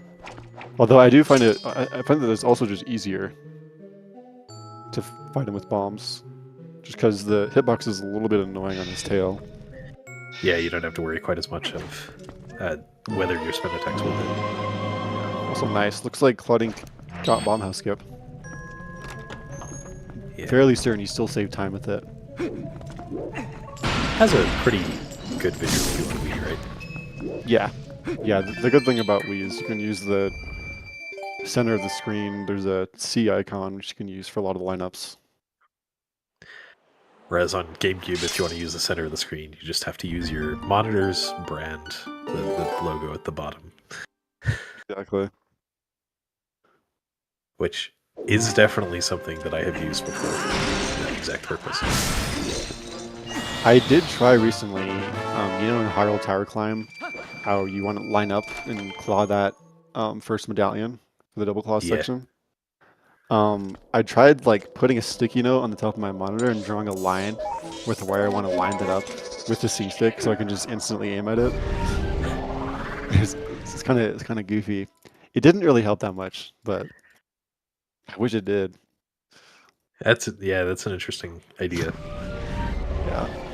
I think other people, like somebody's monitor, like has the ability to draw on the monitor. There's like a function to do that, which is interesting. Yeah. All right. Any last chance guesses for Dean's favorite ice cream?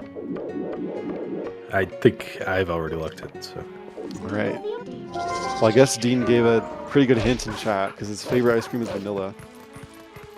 That is a fair reason for that. That vanilla is the start to all of their flavors. Because at least I get shakes a lot that they definitely do use vanilla ice cream for everything. Yeah. So I guess TGD wins that one. Yeah. I'll be right back. I'm gonna go to the bathroom. Right, when we have this 18-second tower climb for Morpha, and we'll see Mindalin's probably going to go for, and unfortunately missing Louis' glitch there, which would just put the camera in an interesting position for this cutscene.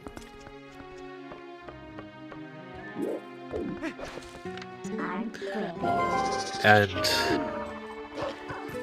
yeah, Morpha will be going as Wolf to the cannon. It looked like used the ladder to drop down, which is a little interesting, but there are a couple of places you can jump here that it's just faster to do this than to swim when you have the normal hero's tunic.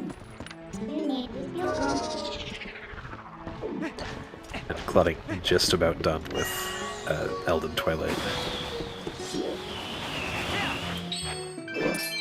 That bug giving a little bit of trouble.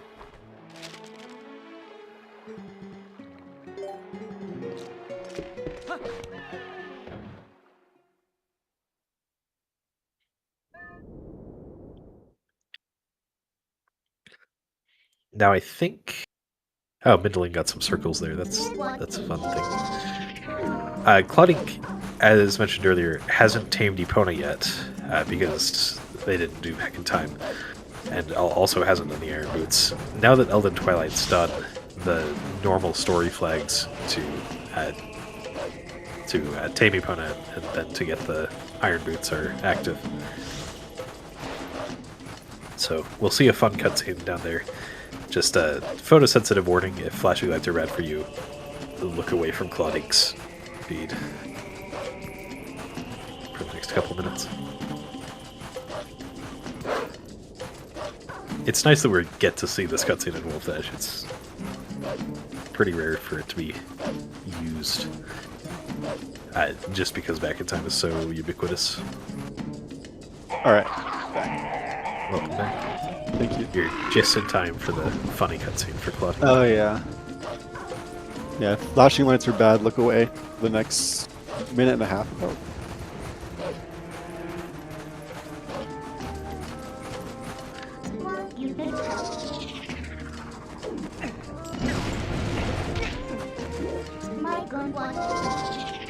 Yeah, the game just not expecting you to be a wolf here and trying to render you in human Link's form, but with the wolf parts. Yeah. There are a few cutscenes like this, but this one isn't skippable. I think,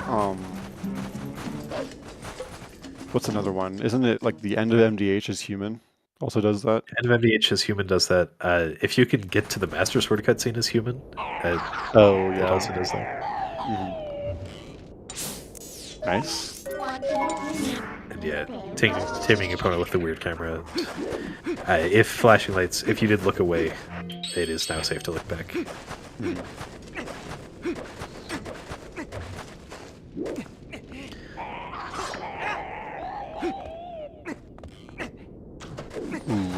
Morpha doing an interesting setup there, and unfortunately, side hopping off.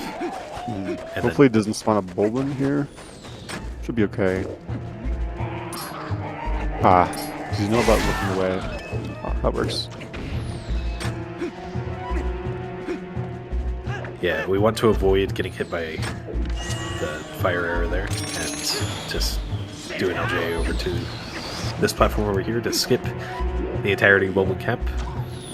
Unfortunately, a little bit of time lost there. And with Claude Ink, we have our last chance to see if we have a gamer in this room. I guess he's wolf. Well, I guess you can still keep up attack. Yeah, but if you're going to get this Rotella cutscene as Claude Ink, you do have to do that frame perfect jump attack twice, and that's.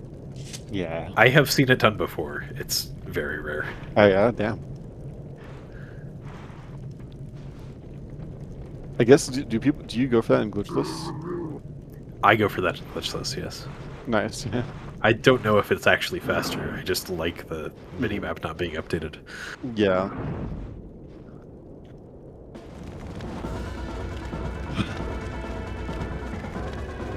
Oh no, the room's on fire for Morpha. No. No, no. Hopefully you can get out in time. That time being infinite, because there's no timer. This room being made of bricks that don't seem to be flammable is on fire.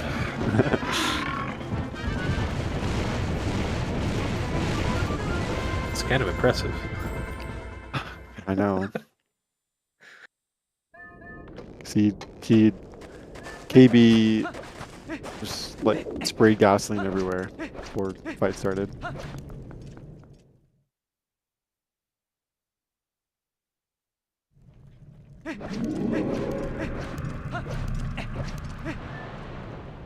It looked like Claude Ink jumped into the water, unfortunately, at the start of that, having to go back to get the vessel. I think we should do Linear Twilight pretty much exactly the same as GameCube. Yeah, it's the same. The only difference is, well, yeah, since Claude is on 1.2, then it should be the same. On 1.0, there's a bug where if you kill a bug over water, it sinks all the way to the bottom before the tier comes back up, which loses a lot of time. But since Claude is on 1.2, it shouldn't be an issue.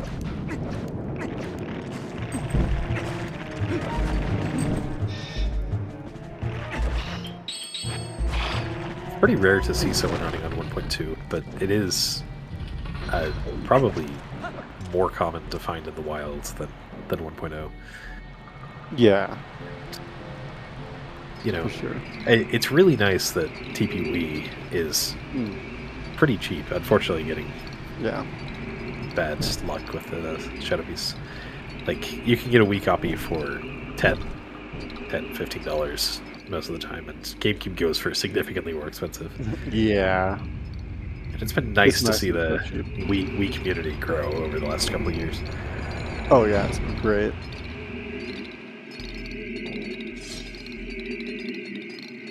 I personally prefer the Wii version, so it's nice to see a lot of people playing it. I really need to run it again. When you run it again, are you going to do any percent? Most likely, yeah. Yeah. Morpha is now doing the one of the flashiest new tricks of the run. Doing a setup and going to be getting this pot, using it to displace us into the wall, and then doing a mini rupee slide to get through. Yeah, nice. Good shit. And more for going for the backflip there, which is a good idea because nice brake slide. Sometimes if you just try to turn around regularly, Link will get like the weird slow turnaround, and then you'll just pop back out. DF walking also works there, but backflip is good too. To just always avoid that.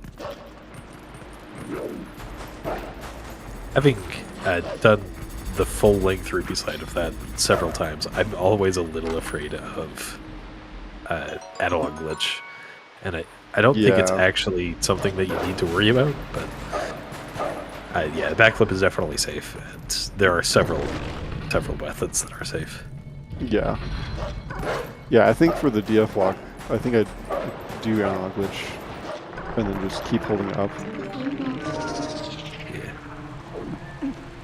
Analog glitch being just... I don't know how to describe analog glitch. How would you describe analog glitch?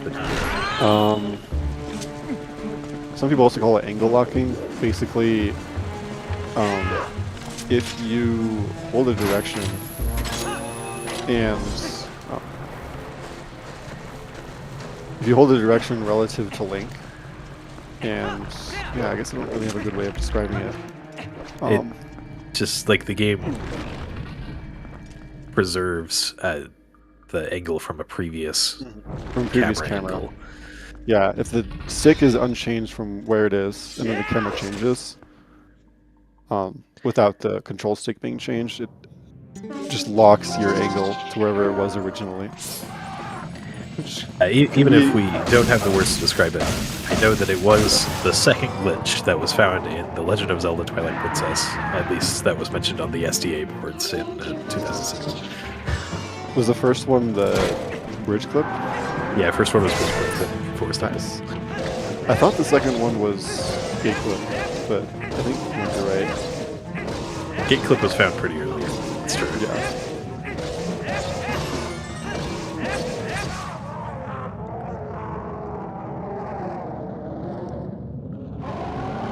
Morpha opting to fight Death Sword. Yeah. I imagine Dean will probably... Well, Dean has 3 hearts, so probably will also choose to fight. It is slightly faster to do a super jump and skip the Death Sword fight if you have a heart and therefore can Death Warp out of the arena. He's in the lead. Morpha's in the lead by about 2 minutes, followed by Dean. And then Mid is just behind Dean about, I want to say like 5 minutes behind Dean. I think it might be slightly closer than 5 minutes, but yeah, it's around there. 4 minutes or so. But the 3 GameCube runners, their routes are now synced. So, wow, Dean getting out of that was impressive.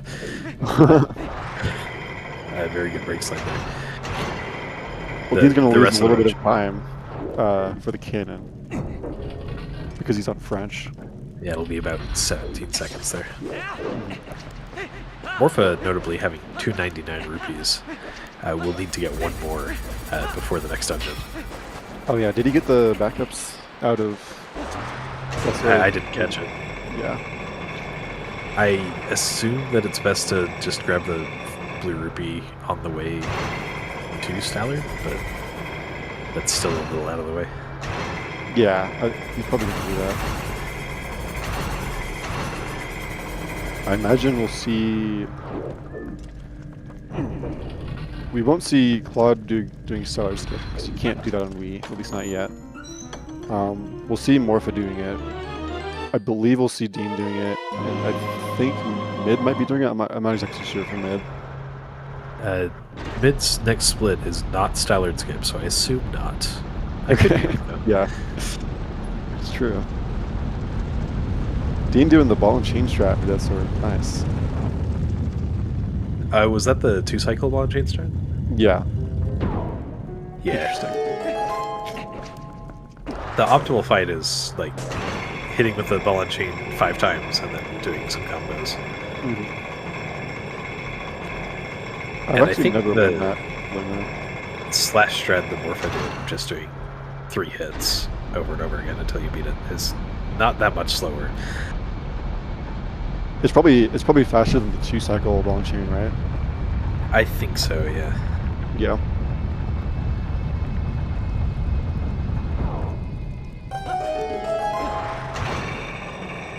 Yeah, I you think I can remember also. someone doing timings for that a long time ago, but I don't remember exactly.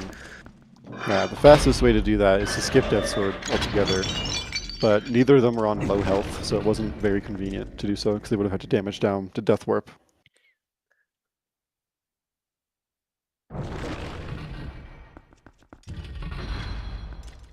Yeah, Morpha coming up on Stallard Skip, so we'll see how it goes. This is an opportunity for a shakeup. Yeah, Stallard Skip is a little nicer than it used to be, but it's still very precise. It still has a 2-frame window for the first bit of the claw shot action displacement.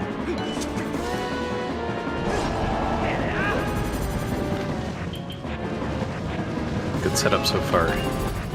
Just needs a good vertical angle and then that 2-frame window. Unfortunately, this angle being a little bit tricky to find. Yeah, it can be annoying. Good.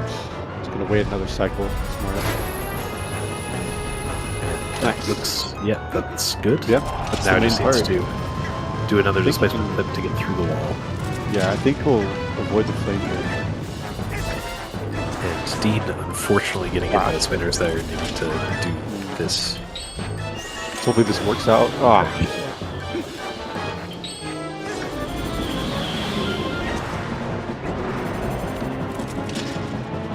What can we get away with this? Nice. Nicely done. Yep.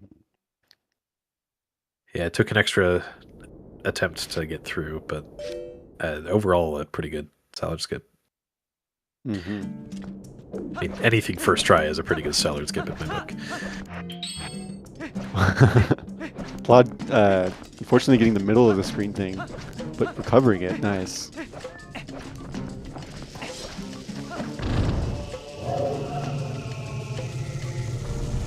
Mindolin only has 259 rupees, opting to get this yellow, and there's a red rupee as well in this room that she might grab. Mm-hmm. Yeah, because we need 300 rupees for repairing the cannon. It looks like Morpha did not get that blue rupee on the way to Stallard. Oh, I hope he realizes before talking to fire. There's also a dig spot, but I think he might just get the red. Yeah, Although, I think the red's probably faster than the dig spot. You might be right, yeah. It's hard to say for sure. Especially if he did plum cuts in scope, because then he'll. I think he has to go to the trigger for that. Using a bomb for the Stalfos to get them out of the way for this step clip. Mid notably has the most bombs out of the GameCube runners. I think Dean and Morpha are both on.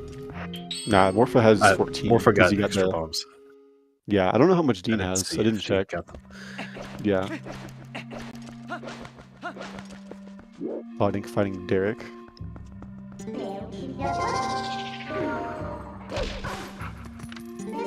It looks like Mid will also be fighting Death Sword, not having damage down. Yeah, early city being a little bit annoying for Morpha. I think he's a little too angled. This is better angle. Nice. Yeah. It's the biggest sequence break in the game right there. Oh, wait, I did not know about that yellow. What the heck? When I said the dig spot, I was thinking of the one in Lake Hylia. I didn't know about the one there. That's smart. Oh, there are several dig spots in that room that have various values of rupees. Is that one an RNG yellow? I don't know for sure. Dean, unfortunately,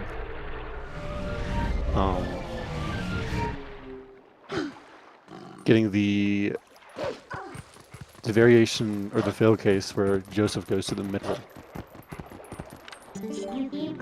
Which I think is recoverable with this setup. Yeah, but I think it is, but it's weird. I would Yeah, probably also void out in that situation. You don't practice that situation because it's fairly rare.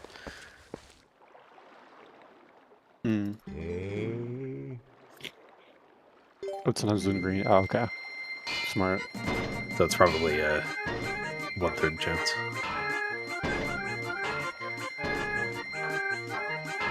That looks good. Nice.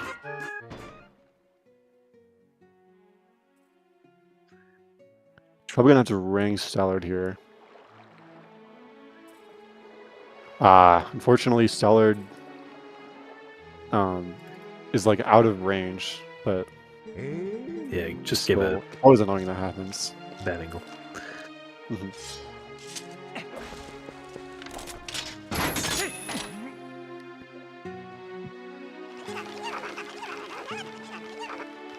I think Dean's still a little bit angled. Yeah, I think he's gonna doing turnarounds here to normalize it. We need our angle to be perpendicular to the wall for this to work properly, or at least very close to perpendicular to the wall. Wow, looking at mid splits, she golded 4 out of the last 5.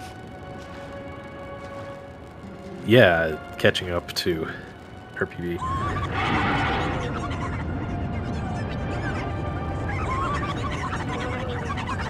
Oh, what happened to Dean? I didn't see what happened. I didn't catch it either. Oh, sure. Should be more opportunity for time saving the late game. Sure. We have Claudine now doing the wagon escort. Oh, we killed Joseph. Ah, I see. And doing a trick right here called King Bulbin 2-skip, where, for some reason, if we line up Epona and do what's called a step clip, which we saw for the softest skip in Arbiter's Guards as well, it just puts us after the fight that we would otherwise be doing if we just went to the bridge. Which is really nice because that means you don't need to get bombs for this. And the fight with bombs also is kind of garbage. Yeah, I've seen that. Didn't No Save and Quit used to have to do that or something? Yeah, No Save and Quit had to do that when I started running in 2013. All the way until 2018, when that King Bulbin 2-skip was found. Yeah, unfortunate. Yeah, Dean unfortunately not getting that CAD. Yeah. Giving Min a little bit of a chance to catch up here.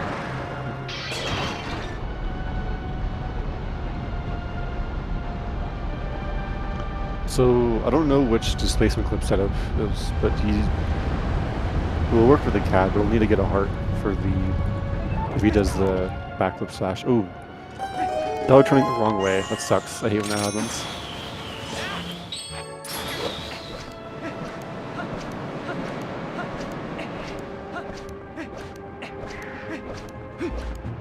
Flash to finish. Yeah, you don't want to... Well... No, if you hold forward, you bridge it the same way. So you actually don't really need to, since you want to bridge it anyways. Hopefully Pollard might turn the wrong way again. Yeah. Happens. There's a chance that mid catches up to Dean here, but she is fighting Stellard. Yeah, the Stellard skip saves about 1 minute and 40 seconds over the Stellard fight. Mid already having the first phase down and going into phase 2.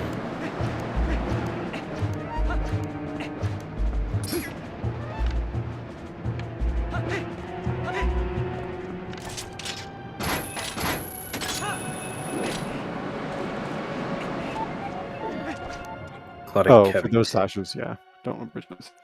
Go ahead. Clodding was held up by a boar and might miss this. Got it. Just yeah, barely. it looks like you got it. If that Kargrot can drop its bomb, then you need to go all the way around the field again. I think we'll have to rank Stellar unless he goes really fast. Go.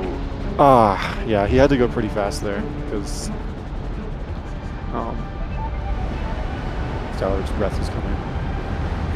Yeah, the angle to claw shot Joseph to be able to stay at the wall, but claw shot to remove our hitbox, or remove our collision, which is the goal of that, is pretty precise.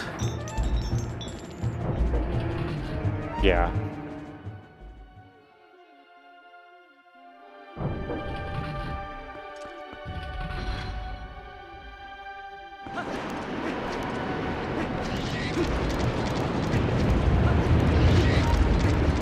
Morpho will now be going for another big displacement clip to skip a couple of rooms in the city.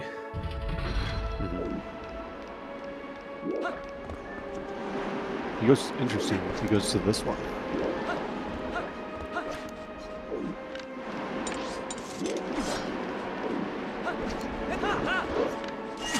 And getting that first Nice. Yeah, aiming a little right for that LJ, because otherwise you will land right on the path of the Baba.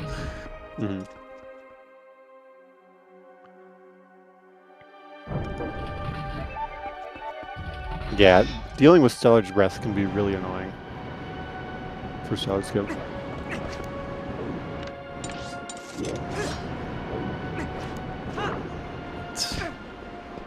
Yeah, Dean like mid. just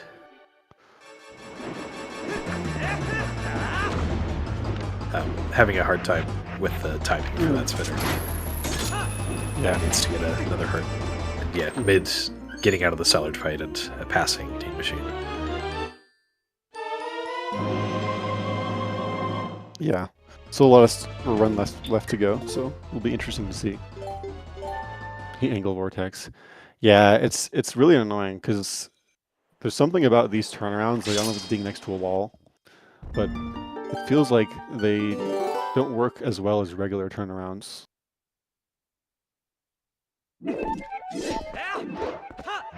I remember that with the old Stellar Skip setup, just it works differently being right next to a wall for some reason. Yeah.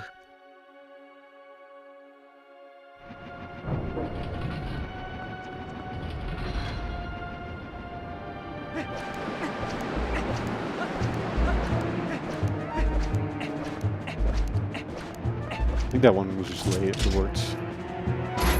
Yeah, bonking on the wall. I think so. We see Mindolin going over to the graveyard now.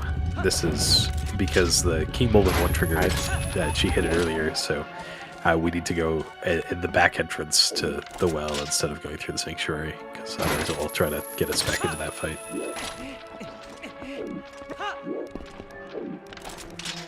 Oh yeah, forget it's just open.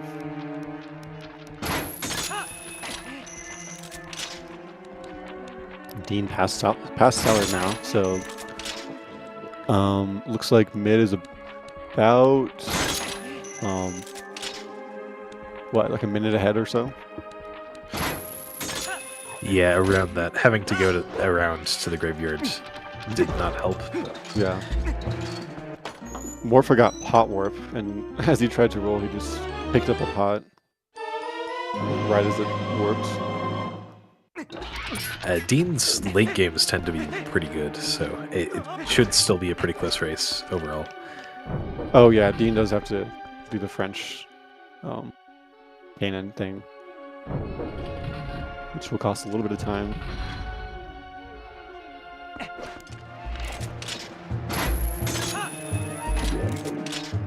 Clodding just worked to Orden Spring. I don't think that was the right location. Maybe it was? Oh, yeah, that's right. He needs to get boost. Oh yes, yeah.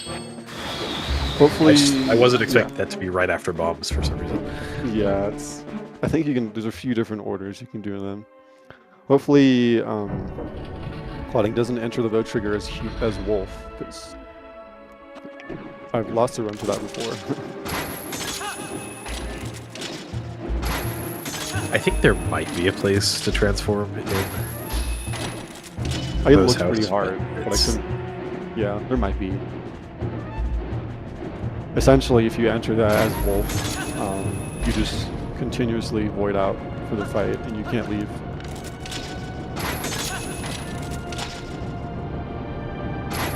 Yeah. I don't think I've done that in a run before, but I definitely have experience with that. Fan tower from Morpha.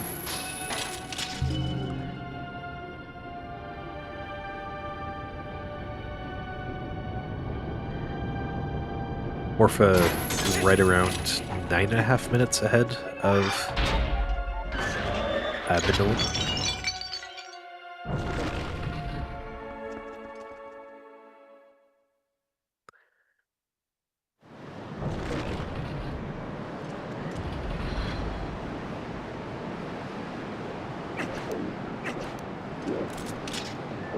Oh, interesting. Yeah, Morpha goes pretty far back for Rob Shot, and the name's low.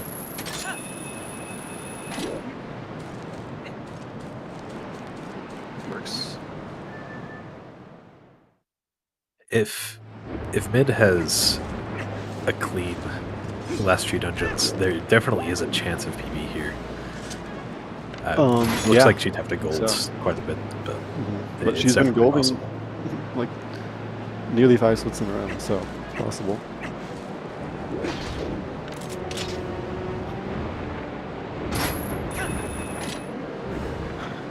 Morpha intentionally not off-shotting the tail immediately when it becomes available.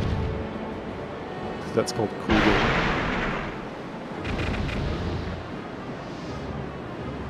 And essentially you're just attached to the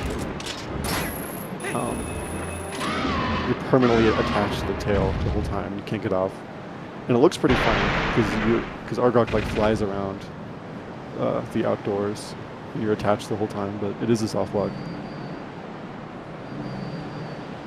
Didn't like somebody did it like on purpose a bunch of times in a row in Wolfdash. In one of the Wolfdashes was it Simi? I know it has been done in Wolfdash before. I don't remember. It sounds like something Semi might have done. Yeah. A fun thing to see on Clouding's screen, very briefly, they had 4 boomerangs equipped. And there's also a black rupee in their inventory.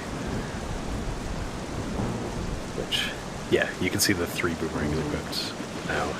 Yeah, it's pretty goofy. There was also, essentially it just feels, as a result of bomb juking, all of the slots just get filled with whatever item is in slot 0 in the item reel, which is boomerang. It also happened to the GameCube runners. They were just never cubing when it was a cube. Yeah, so it goes back to the previous saves when you save or die.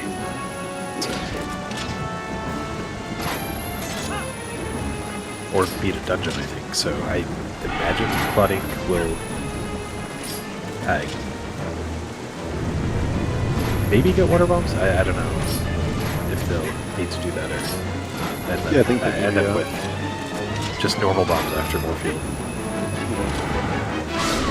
Unfortunately, I'm having a little bit of a hard time with this Zora Armor Pillar clip, which is maybe a little less intuitive than the It's kind of awkward, yeah.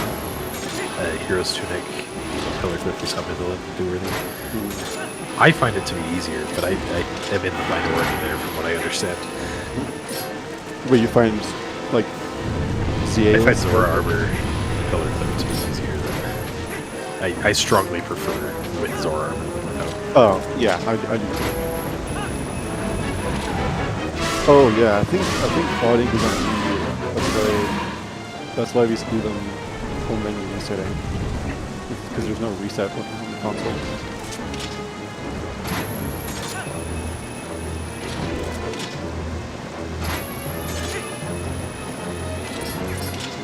So yeah, now we see those 30 bombs and back to normal equips for clouding.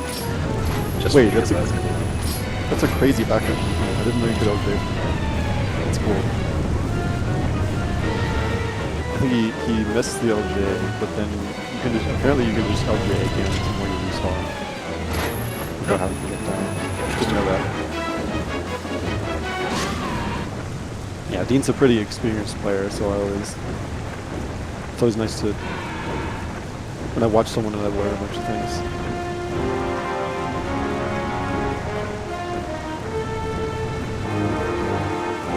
When did you start running that? I started running at the December of 2023. But it's been about 2.5 years now. That's you've done a lot of those 2.5 years. Just it's always impressive to me when you do something that I didn't even know, like the spin attack for EMS. Oh yeah, It's something I didn't know until seeing your Wolfdash a few weeks ago. yeah. But Yeah, and you've been around for 13 I years, started right? running this game in 2013, so Yeah, you've been almost around. 13 years now. Mhm. I know you were in Wolfdash 4, right? Were you in any of the other ones? No, Wolfdash 4 is the only one I've participated in. Okay, yeah. And yeah, any percent has not been my favorite category historically. So. Yeah. But I honestly think the current 80% route, the one that Dean and Morpher are doing, is the best 80% route the game's ever had. It's honestly. it's just fun now. Yeah, it's fun and nice. I do, like, from a spectator's perspective, I do like the old PGS and the old Stepper Skip more. But from, like, an actual runner's perspective, I like the new ones better. They are definitely flashier than the current clips, but I am definitely glad that we no longer have to get the pose in Arbiter's Grounds. That was a section that I was very likely to lose time in. Yeah, honestly, I really liked Spinner for PGS. But it was definitely kind of BS. This displacement clip giving Minda Lin a little bit of a hard time. Now having just 3/4 of a heart needs to get more to attempt it again. That means Steam I think she Machine can is faster again. If you're on crit health, you can also just do the standard setup. The same one. Does the standard setup? On crit health, yeah. Because it's a little different. Dean, unfortunately, doing the roll facing forward, which is a little bit more precise. I don't think you meant to do that. Nice. Oh, shoot.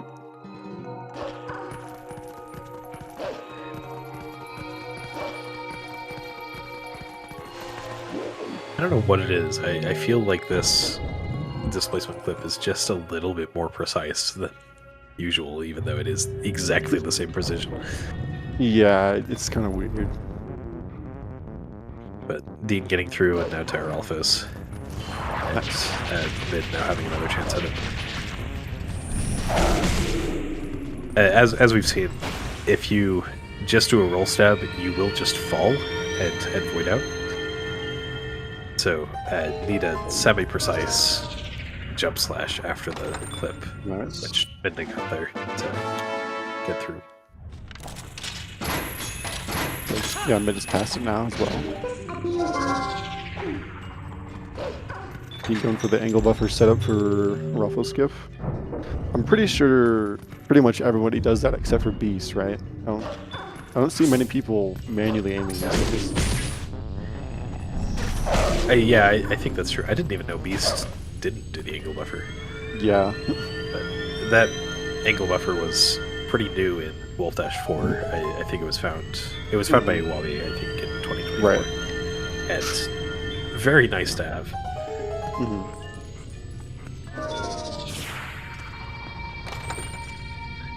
Yeah, holding ESS when you're nervous is really difficult.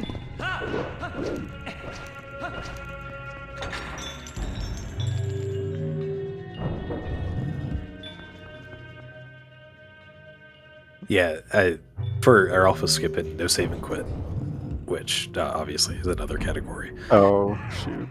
You have to death warp out of the arena because you can't do the same warp that Mid's doing right now.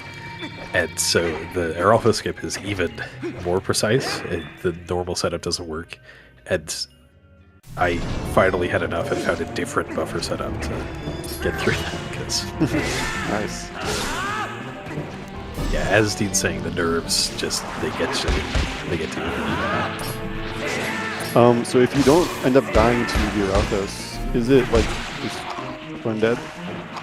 Pretty much. You Yeah. can use the claw shot to get the air alphas to a better position to hit you again, but sometimes it is just a lost cause. Yeah. I wonder if there's a displacement clip out the gate or something. Probably not, but maybe. Maybe. You definitely could target because they will always target the. Oh, alphas, that's true. Yeah. is the concern there. Mhm.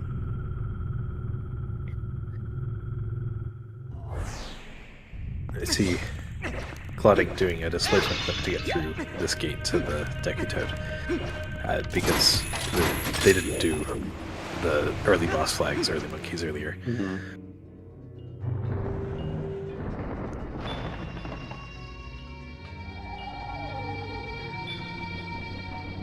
Mid having a pretty clean clip up to the Bosky area. Nice.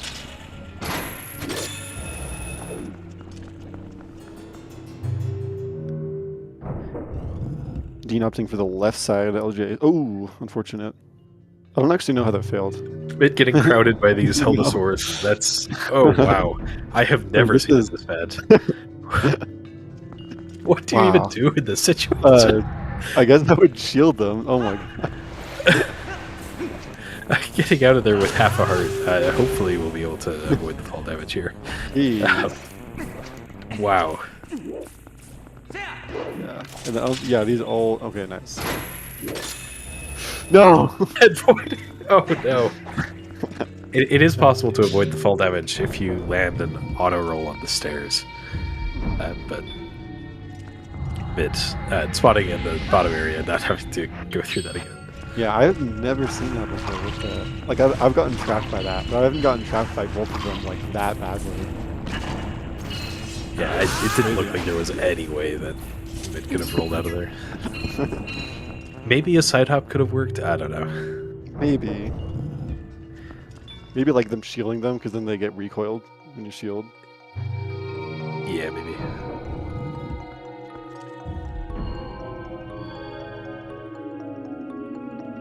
And Morpha's Like- gone through the first wing of Palace and is delivering the first soul. Looks like Claude is backtracking because it's a little bit faster to do that if you don't need to get the bombs. Instead of stay working like you did. Yeah, Clonic having the Zora armor doesn't need the water bombs to breathe underwater, so you can just go back and do the Bosky skip.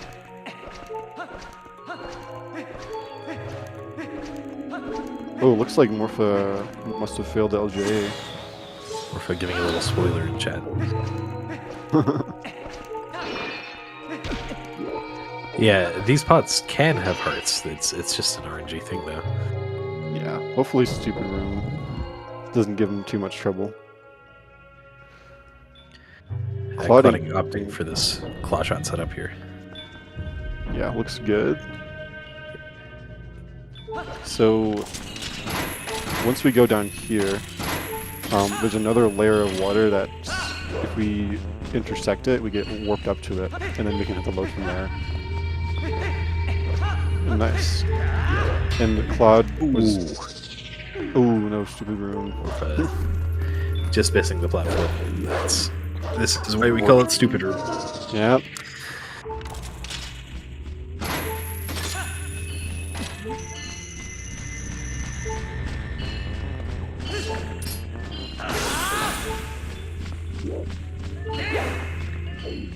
And getting that heart, that's a very good thing to get. It's easy to take take damage in Palace. It's easy to die in Palace, and it always feels worse to die in Palace than a lot of other places in the run. I don't know what it is. Maybe it's because it's so late in the run. Yeah, that could be.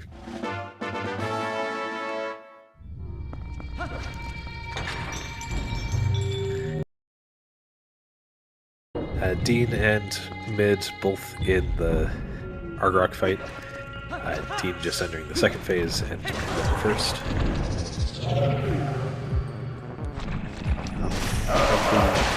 Around a minute between them. Oh yeah. A minute and a half maybe.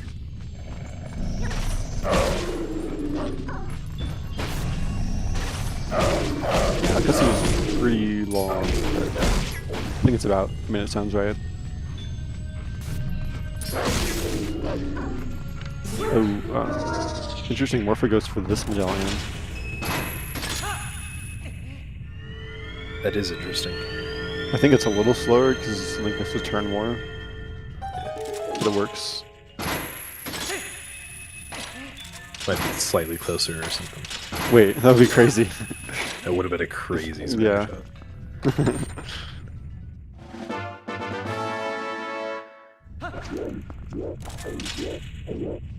Getting this slightly precise claw shot. Good. Looks like Morpheal wasn't very nice for Cloddink, but having the Zora armor doesn't matter. You just might have to swim a little bit extra to get Yeah.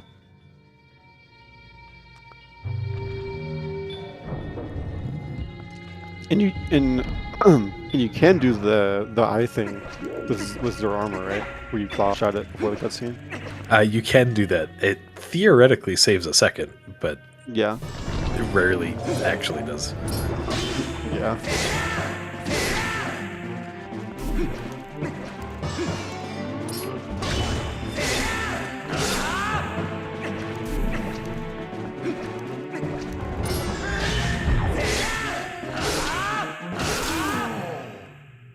It's like a good Phantom Zant from Morpho.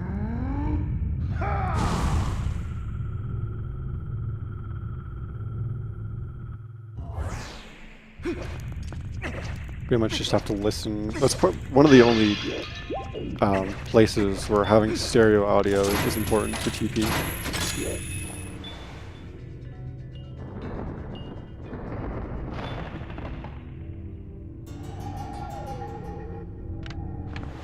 Yeah. Mid and Dean just about one cycle apart, which I think is about a minute.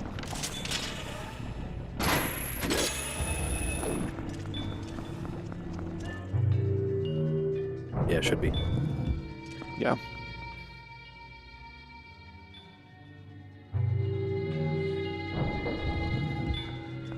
So, where will these runners advance to, based on their position in this race?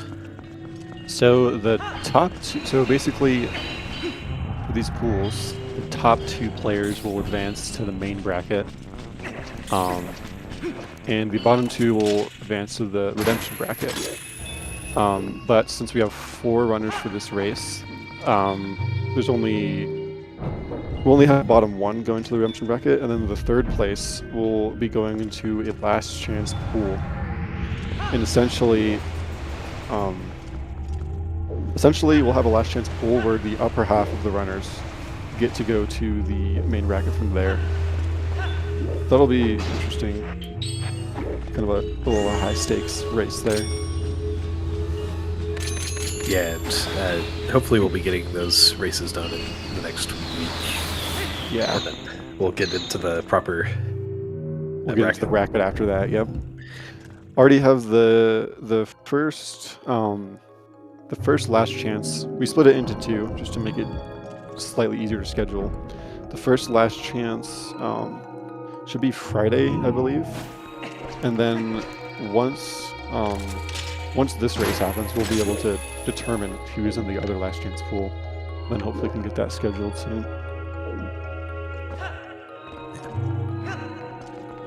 I'm excited to see some of the last chance pool and then some of the matchups in the bracket proper. Also, welcome the Raiders from ZeldaSpeedRuns. as our main. Are there any I really- prodigy speedrunners? That's an interesting Probably. question. We did mention earlier, Morpha, the runner that's in the lead right now, I only started running the game a few months ago. So making a lot of progress, and is the top seed for this race, and Sure, should be yeah. getting in a good spot in the bracket. And Yeah, I'm looking forward to a lot of the bracket matches. Cass versus Andy is what I'm really excited for. that should be good. Yeah.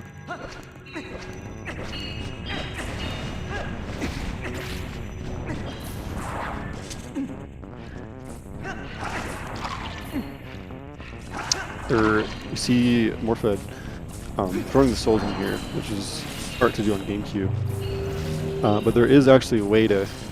Oh wait, hang on. My feed was behind a little bit, but there is a way to skip those souls there.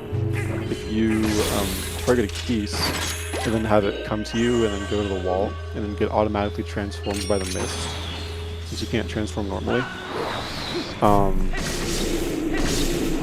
You can do a super jump, same thing we did for EMS, to just get up to the next platform without having to throw the souls in. And it's a little bit faster. And the only reason we don't see it on GameCube is because it's really annoying to target the piece, because they move around randomly. Yeah, it's significantly easier on Wii with corner controls. Yeah.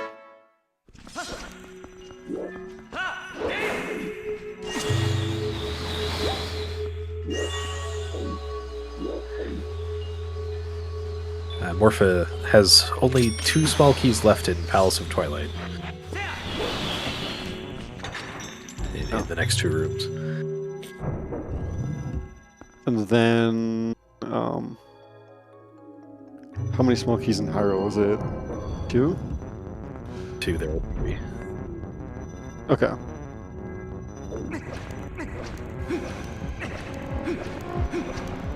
Is that a guaranteed heart?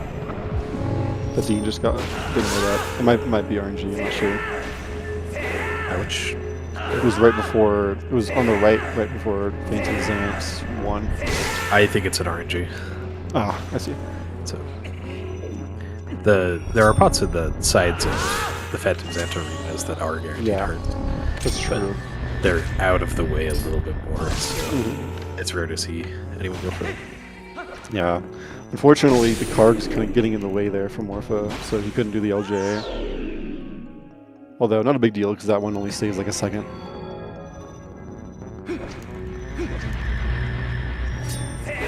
Yeah, Palace of Twilight is a pretty linear dungeon.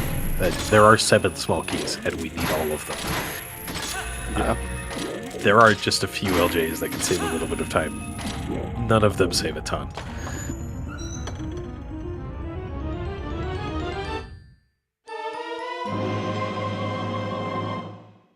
I don't know how similar the Wii time is for the IL to GameCube, but I can't imagine it's too far behind. For Palace? Yeah.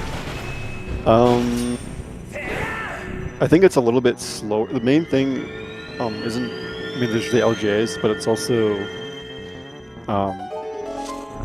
for Phantom Xant, there's not like an easy way to one cycle like there is That's on true. the GameCube for Great Spin. You still can with the triple frame perfect strat, but good luck. There are no Wii ILs on the board, so if you want the Palace of Twilight Wii IL world record, go Oh, and get yeah. one now. I was thinking of doing that one. Palace of Twilight is the sort of dungeon that I feel I always need a little bit more practice than I get. Interesting Yeah. for this LJ here. That's a rare one to see. And yet it just does not make me happy to do grind the IL or anything. Just Yeah, also practice. it's important, Yeah. and yet dreadful sometimes. Yeah, it's one that needs a lot of practice, and a lot of people don't like practicing, which is understandable. I personally like it, but I also don't do the IL. I just like go to the first room and skip having to like mash through the text every single time. Yeah, I do think that doing individual rooms for Palace could be really satisfying, really fun. Yeah. So, Morpho almost falling off there, but just getting away with it. Yeah, Morpha only has 3/4 of a heart. Hopefully, won't fall down here and it's game over. Yeah. But also, we'll need some more hearts before fighting Zamped.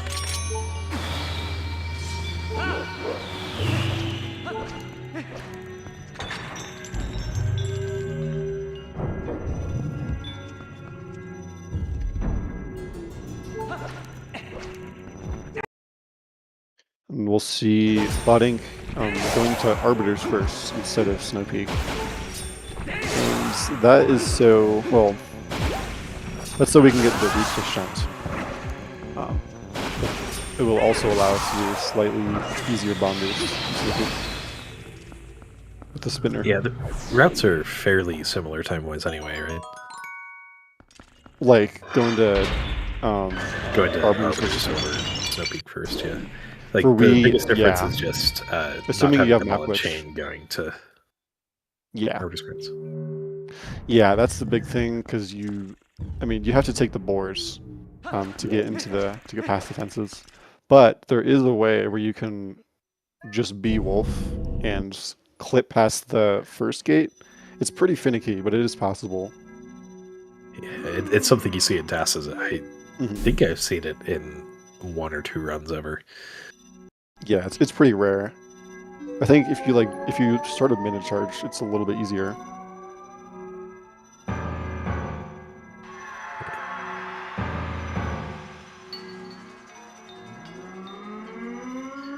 You getting Spidey shot?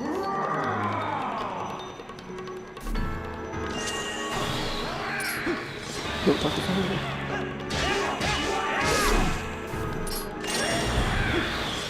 Okay.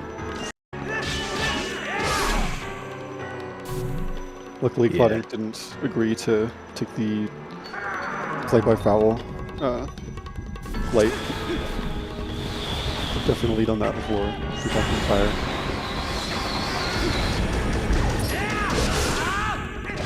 With some of the cutscenes, like that one just getting into the cannon, it took a second or two to skip the cutscene for Clodding, and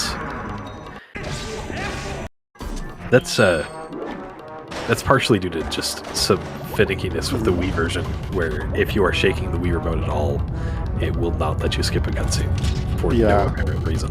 Which is pretty dumb. That all of the buttons in the middle, which is minus, plus, and home, they all get disabled when it's back to shake. And the definition of shake is pretty ill-defined. So you can just casually be mashing and it won't work. Morpher get hit by those bubbles there. Fortunately, they refilling the air before that. Nice. This is the last mandatory use of bombs in the run. Well, we'll see a few other uses in Hyrule Castle. Interesting, Morpha always switches equips when he equips Claw and Boots. Saw him do that from Morphield as well. Definitely good to have like consistent locations of the items, because if you're not used to it, it can definitely screw you over. I definitely always prefer my iron boots to be on X. Yeah. Or on D-pad down on the Wii version. Yeah, exactly. Which I think is slightly less controversial. Yeah. I think there's only one place in the run where I don't have it on D-pad down, and that's for King Bulman 4, where I have it on the B button. Just so I can like that makes sense. Mash A and B. Yeah. Because it's a lot more awkward to mash the D-pad button. These spores are giving a little bit of trouble for Clodding. You can't get on a board if a Bulblin has decided that it wants to get on that board. Yeah. which is a little bit weird because like sometimes it's alive and it still won't decide that. I don't know how it works, but killing it will fix it. And Morpha is the only place where the ball and chain is required, but also the only place, or one of the only places at least, where the ring is required, which less people know about. You can't stun the dive phases in it unless you have to do more. So until we have Palace Skip, we'll never have Ring Skip. Yeah. And there's actually only one location that the lantern is required too. Yeah, the Arbiter's one. Yeah, Arbiter's second room, which theoretically also would benefit from Palace Skip. I don't think we strictly need the spinner for Hyrule Castle. We do need it for second Yeah. Skip, though. So, you know.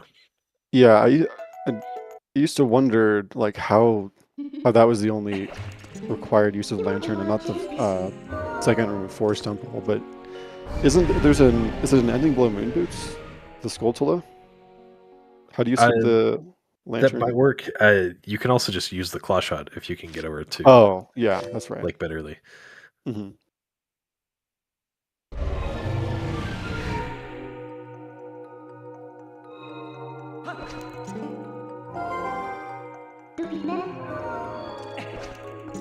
Yeah, so one cycling KB3 is just impossible without hidden skills on Wii.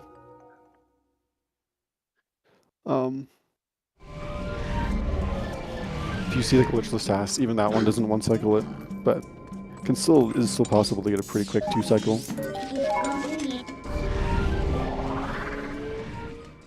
Yeah.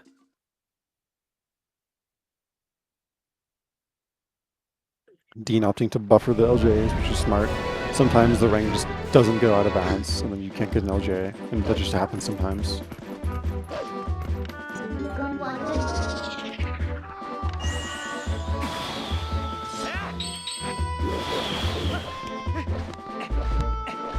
Or for successfully skipping the last postman trigger of the run. Nice. I think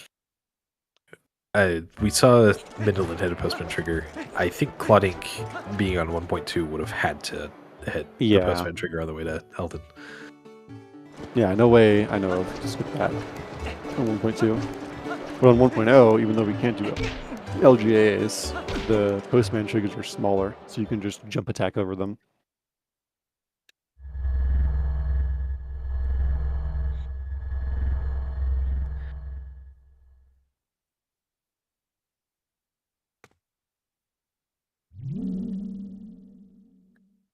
Also going to be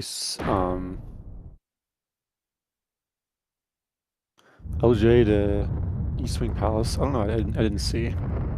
Let's go back. You might be seeing a slightly different setup for Claudink's Pogate skipping a little bit, because on Wii you can't do C up plus A cancels.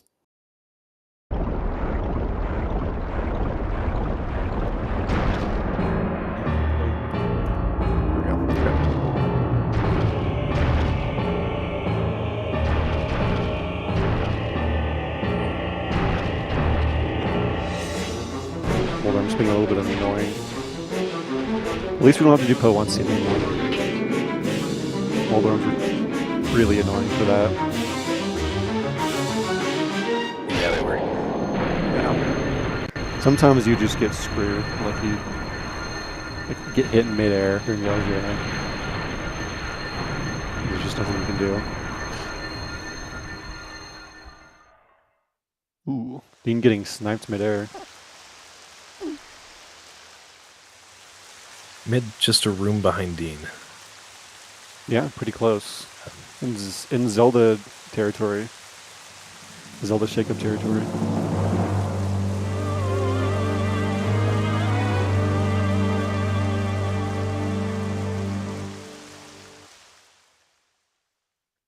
You were too far forward, Morpha. I just watched it. That's why it failed. Gotta be near the middle of the platform.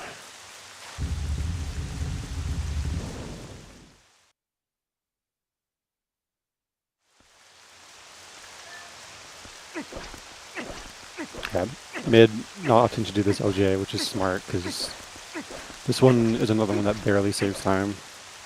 Most of these barely save time. The ones on early platform save more. Oh, and Dean also doing this one. Nice. Yeah, Dean also doing the other one. Which saves, I think, about half a second. It isn't nothing, but it's still very rare to see.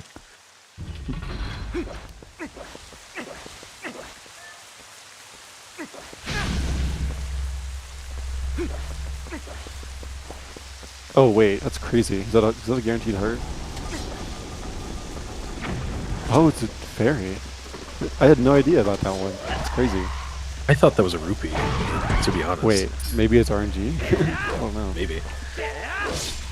Maybe it's like the one at the end of Palace that can be 20 rupees or a fairy. Oh, yeah. Which 20 rupees would have been very bad for Dean to get right now because of French. Mm-hmm. Mm-hmm. There is still a little bit of French time loss left in the run. The text before the Zant fight takes a little bit longer. Mm-hmm.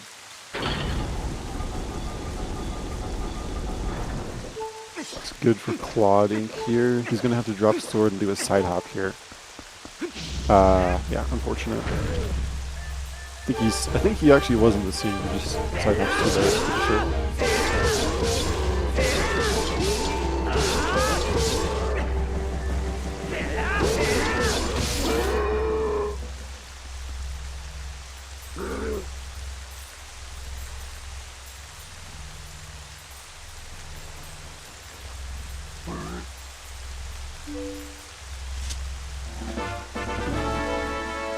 It's good.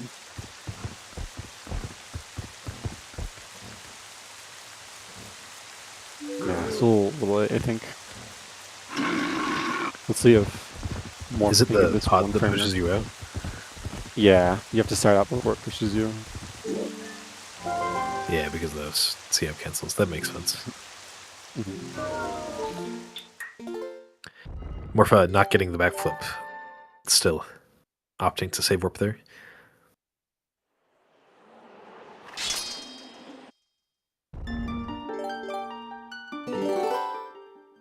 Yeah, we have Dean starting the Zant fight and mid just getting through the start of early platforming. Does Morpha memcard pop? I didn't see. I don't think he does. I didn't see. Yeah, I think if you do memcard swap, then it is still faster to save warp, even if you don't get the backflip. But if you don't, then it is faster to backtrack. Yeah, they're very close either way. To do barrier 1 skip, which you have to save warp. That's true. Which also doesn't save that much time. But yeah, it is cool. Yeah, it is. So, and if you don't have bombs, that honestly is probably the preferred method.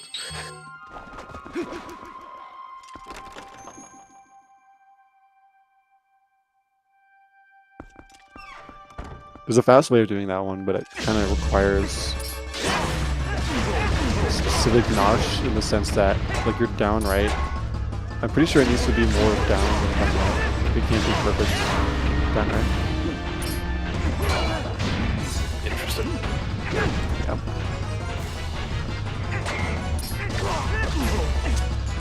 Oh, I've been watching. I didn't see if Dean got the 1 cycle. I don't think he did. I think his last attack was a jump spin, which would have been the 2 cycle. Yeah, that one's pretty tricky. I'm pretty sure Morpha did get it.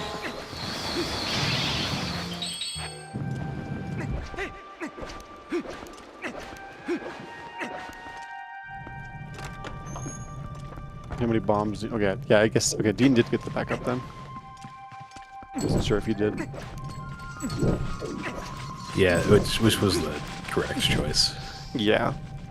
Would be left with 2 bombs leaving this fight, I think, and ideally you want 3, I think, in Hyrule Castle. I think it's just 2. 1 for the Dynelphos and 1 for the Bokos.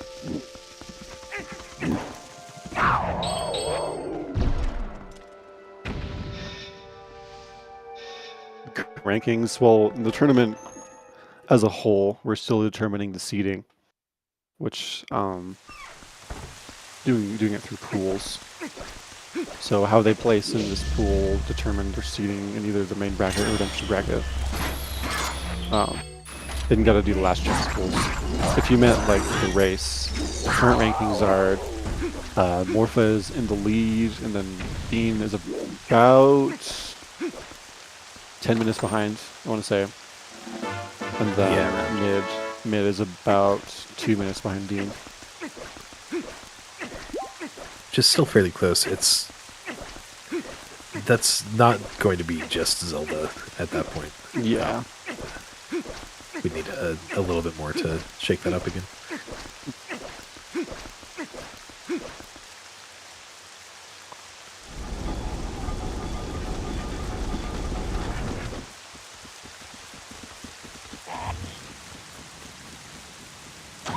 I'm just saying hi to the friends you made along the way.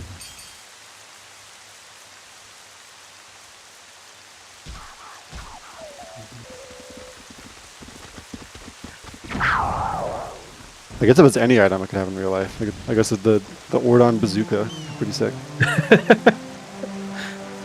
Yeah.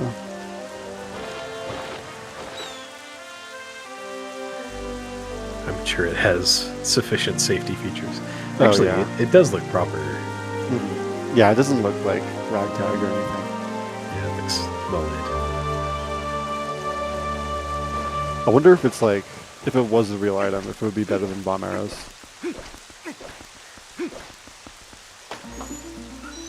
Probably. I don't know. Yeah, maybe it would shoot faster or something.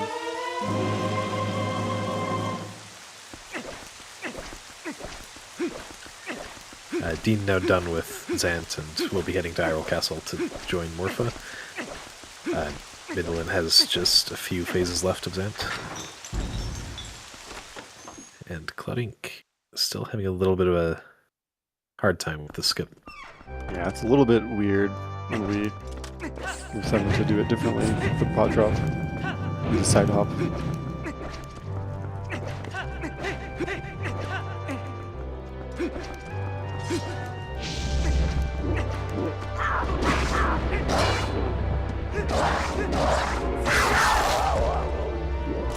We're doing a little bit of an extra slashes there just because one of them got blocked.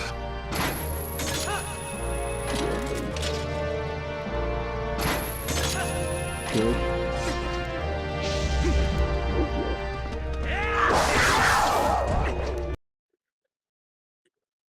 Good auto spin on those Altos. Can be a little bit finicky with that jump attack connecting to both of them.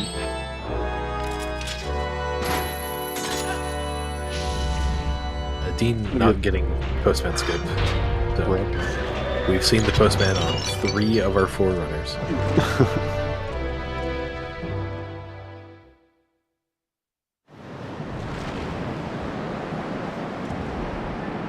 Alright, I guess I'll get ready to count Zelda cycles for Morpha.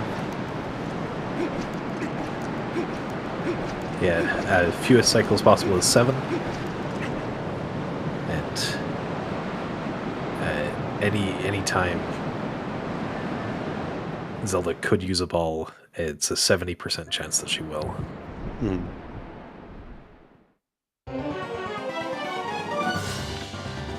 Yeah, there's some RNG with what attack she does, but also how long she takes between attacks. So, perfect RNG so far, except maybe it was a little bit longer before that first attack. Yeah. And this swoop attack is slightly faster than the other alternative attack. Yeah, pretty good RNG so far. That was also a fast attack. Yeah, on pace for a fast 7. So the next 3 can't be a ball. But after the next 3, it's a 50-50 if it's a ball or another attack.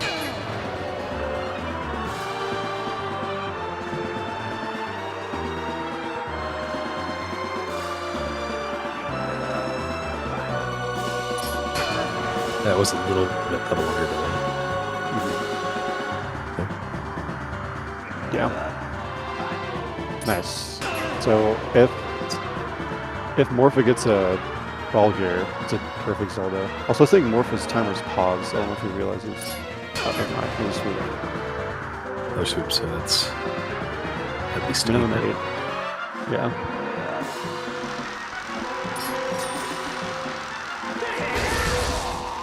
Okay.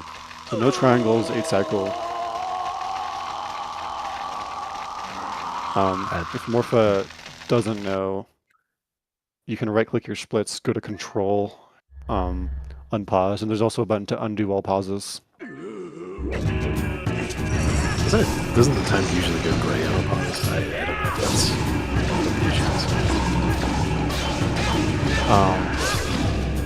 oh, yeah, I don't know what's going on. It might have just crashed. Yeah, it's possible. I'll see what the end time is in race time.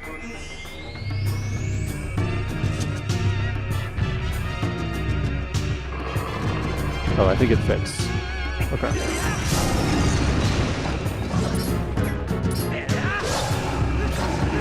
Maybe accidentally hit the reset key and had the prompt for if you want to save your. Oh, yeah. That would probably do that.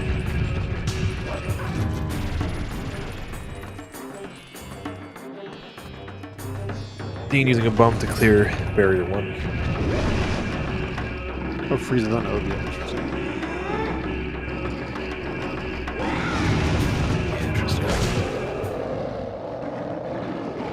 And good beast cannon for Morpha. Nice, yeah. Blue horseback as well. And then will this be a... It won't be a real PB. Will this be a race PB for Morpha? Let's see. No, it won't. It'll be close, though.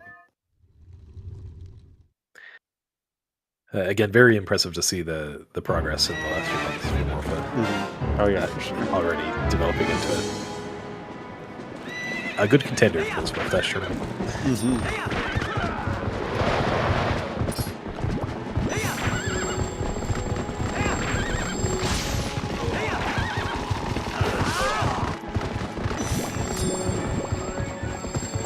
Oh, yeah, I think Morpha has a life split 1.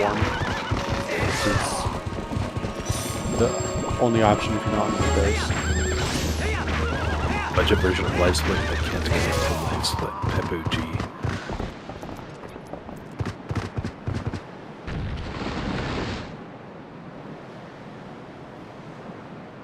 And didn't get the backflip.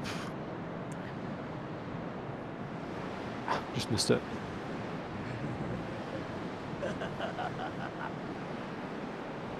Yeah, Dean also save warping and also not mem card swapping. Interesting, Dean opting to scroll up and use the first save instead of just saving over the one that was at the bottom. I wonder why. Yeah, I don't know. Oh. Wait, I was going to say maybe Blackwind, but that doesn't make sense. That would make it go down, not up. It is possible to have Blackwind go in that direction. That's true. Although it wouldn't be useful for this, because you can't get a backflip unless you're down. Yeah, it would be interesting. So, Morpha now in the final fight. Just needs to do 3 jump spins. And then ending blow. GG. GG. Morpha. I think it was 2:52:38. The race time was slightly late. GG Morpha. So Morpha has a guaranteed spot in the main bracket. And let's see where he'll be placed. Number 7, pool 7-1. Okay, so his first round is going to be against Unknown Pigeon. So that'll be a fun one. That will be a fun one. Yeah. Yeah. And you're welcome to join the ZSR waiting room if you'd like to do an interview. Totally up to you.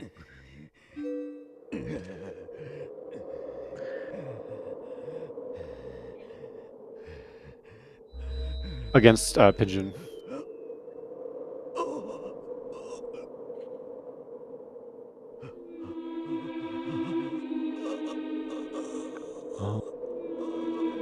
Let's see.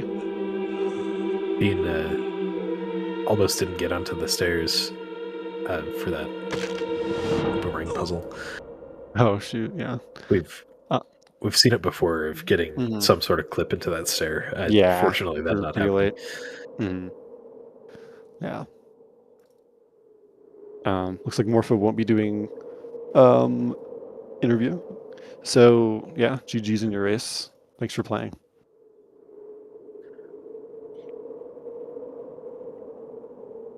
Yeah, GG's. Mm-hmm.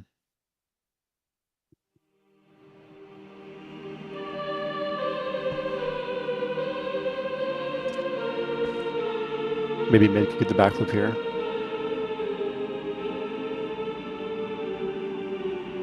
Champ.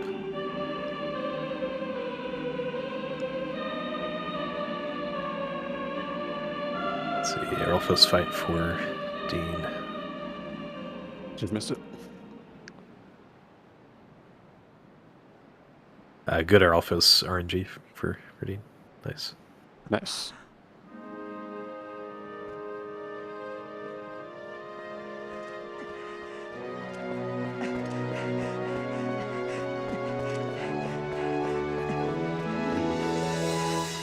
Flooding unfortunately moved a little bit there when doing the turnarounds, which is easy to do on accident.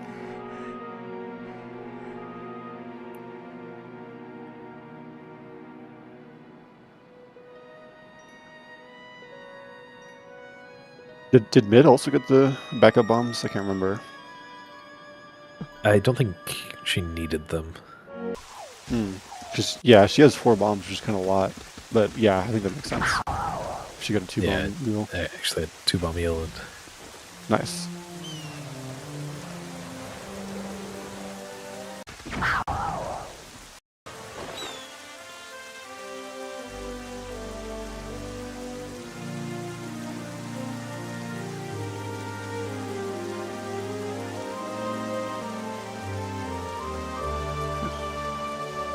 Midland opening the right door here, but actually doesn't matter. So it looks like Clouding's on the scene now. Let's see if the Rupee part goes well.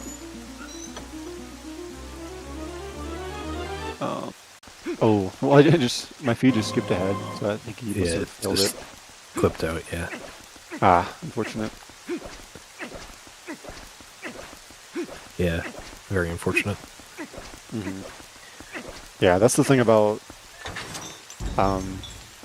Kogate Flip, is if you don't get the trick and you still collect the rupee, you have to save warp to get rupee text back, and that takes quite a bit of time, but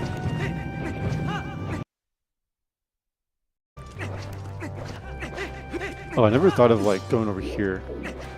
That's interesting. Going this way to get back to the door instead of, because I guess you don't need to go to the chain, so might as well. Yeah. In theory, the best thing to do there is a brake slide all across the sand. Yeah. That requires quite a bit of pursuit. Dean doing I think the original way of that lantern puzzle, which now there's 3 ways of doing, which is pretty interesting.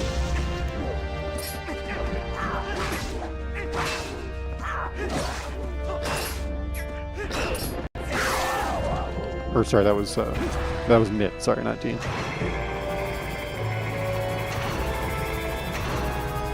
Dean now getting to the final fight.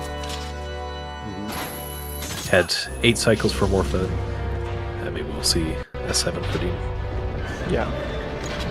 I believe the worst we've seen this tournament so far is Enots with 11. I think so, yeah.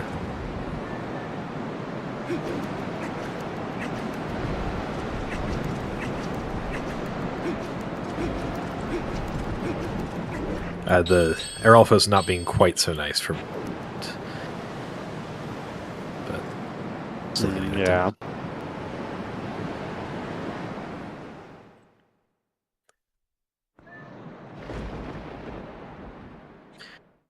I do appreciate on the Wii version that you can also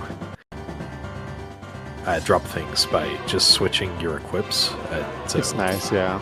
Switching over to Boomerang to drop the pot there. Unfortunately, it doesn't work for this side hop when you drop the pot on the scene or get pushed onto the scene. I think dropping the sword is just different displacement.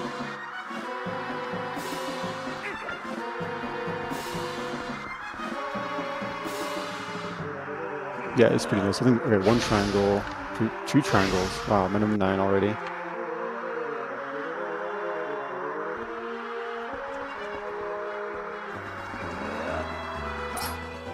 Minimum 10, okay. Not the best RNG for Dean here. Finally got a ball. That's our 4th cycle for the first one. Ooh, And missing. Okay, well, yeah, well, dang.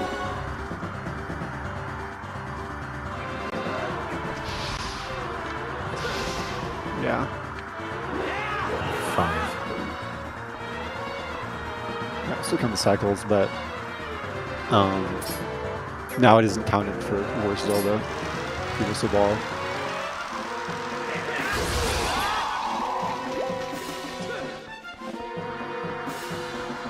Six at minimum 12 cycles at this point, but yeah. Yeah, nah, she doesn't always do an order. It's the same 70% chances the other times. So.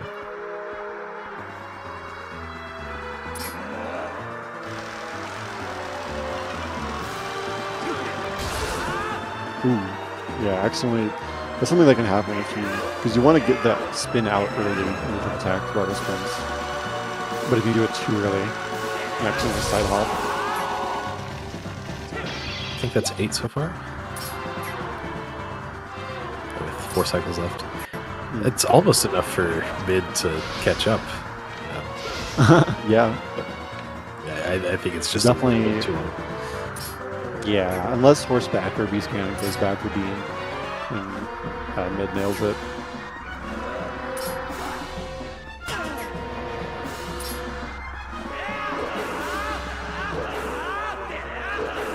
Which whoever finishes second will end up in the top bracket, and the third place finisher will end up in the last chance pools to potentially end up in that upper bracket. Right.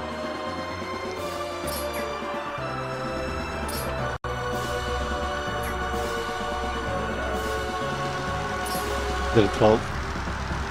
I stopped counting after the second orb. It's probably a 12. Yeah, I think it's probably 12. 12 including the mists, I think.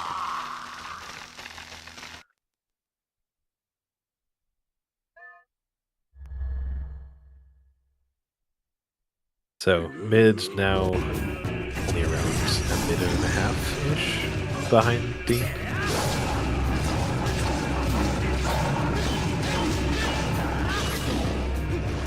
Swing off the ball. Okay.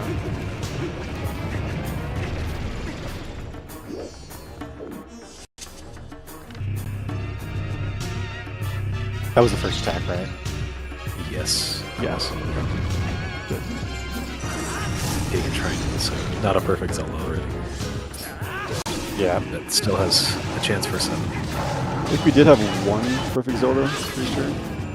This tournament. 3.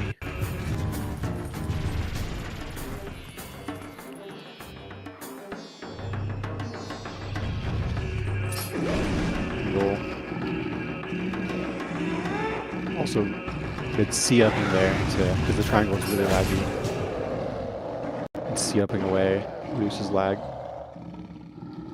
This whole room is just laggy, especially the throne. Unless you're on the Wii version. That's true. There's only a few places where it lags pretty bad on Wii. One of them is in the Snow Peak Messenger fight, and then the other one is looking a very specific way at the Lake Hylia Howling Stone. I think it's a minimum of 8. There's a patch of grass during the Wagon Escort that just has a massive lag spike if you go over it. Oh yeah, on Wii too. Not on Wii. Oh, okay. I don't know. Maybe on Wii. I don't know. I haven't done Wagon Escort on Wii. I think that was 8 cycle from it. 8 with 2, I think.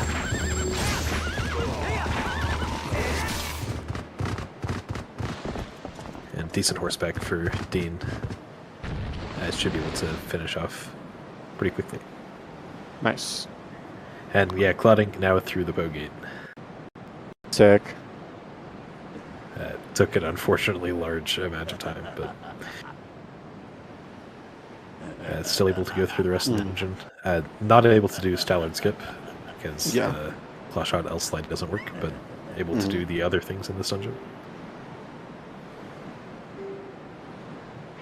It is interesting that you actually can do claw shot actor displacement in general on Wii. It's just not useful at all because you can only do it when right before an actor no longer becomes targetable.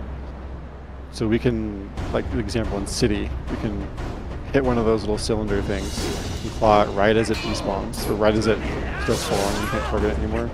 And that will guide it to us, but it's just not useful. You can't do it for style trips either. Yeah. Dean having a little bit of trouble with all the spins. Just like those bearings now. Iron Boots, nice. GG. Finishing off with a 305. Sick.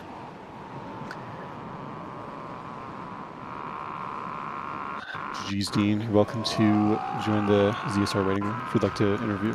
Up to you though.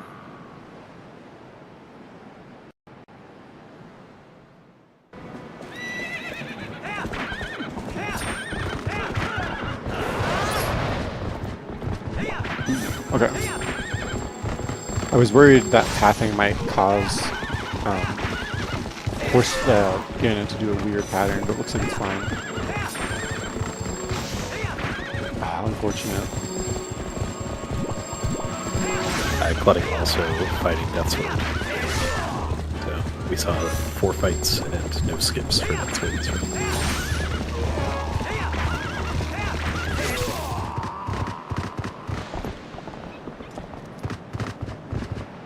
Still pretty good horseback in general. Yo. Welcome in, Dean. GG's. GG's, what's up? What do you think? How was the run? Well, let's say you subtract like 3 minutes to Morpheal and 9 to Stallard. It was pretty good. Yeah, not bad. There was a lot of moments of brilliance, but then there was just 2 meltdowns and yeah, Gorgeroid, Hugo first try, Jamal first try. It was a 15 hop. Yeah, it's crazy. Probably the worst sweep in this tournament so far. Yeah, and then okay, so I couldn't jump spin to save my life for Zelda or Ganondorf. That's an odd struggle I've been having as of late, but that was already, I think my first ball was Cycle 6. Yeah, the first ball that you hit on, yeah. GG mid. Yeah, mid finishing with a 307. Yeah. Yeah, you were, I think in the Linear Twilight, you and Morpha were like literally 1 second apart at one point, which was pretty cool. Yeah. And then we were pretty chilling up until I think it was Eel, right? And then after that, it was just they zoomed on out. Yeah, you were very close to mid. She passed you leaving Arbiters, and then you caught her pretty quickly. But yeah, it was a fun race to comment to because of those little close moments. Yeah, for sure. When she got bodied in the corner by the helm. That was so funny. Oh my god. Oh my gosh, yeah. Yeah. At least it was entertaining, I hope, to some extent, right? It wasn't just... Yeah. Oh, it was, yeah, for sure. Yeah. Yeah, you're welcome to join the... If you join discord.gg/ZSR, you can join the waiting room. You could just hop into the waiting room, yeah. Yeah. I just... So, yeah. Yeah. Clodding have little difficulty getting this climb here. Yeah. That climb is kind of annoying because you got to get like a full speed roll over the sand, like right before the sand. Yeah. So for the Morpheal, I didn't see exactly what happened. I think you got like a regular slash. Yeah, a regular slash, and then could not back it up to grab him. And then Yeah. after I lost the second heart, I just like I didn't think I could get down because of error. So I assumed Yeah. just resetting there would have been probably my quickest option instead of like save and quitting. Yeah, definitely better than save and quitting, I think. I think dying probably would have been faster since you would have respawned in the staircase room. Just start taking the death. Yeah, although you would have lost bombs, but you would have been fine, I think. I didn't. No, I didn't even. No, did I use bomb? I don't know. It was a dumpster fire. I tried to put it behind me so I could do the rest of the run, and then Stallard happened. Like, I got to the gate, and every time I tried to do that ESS back hop, it was just, I don't know. Thumb did not work for that. Shoot, yeah. Well, GG's mid. GG. Thanks. What a race. Welcome in, Pace Pal. Yeah. Yeah, that was fun to watch. Pretty close in some parts. Also, just gotta say, respectable creature choices.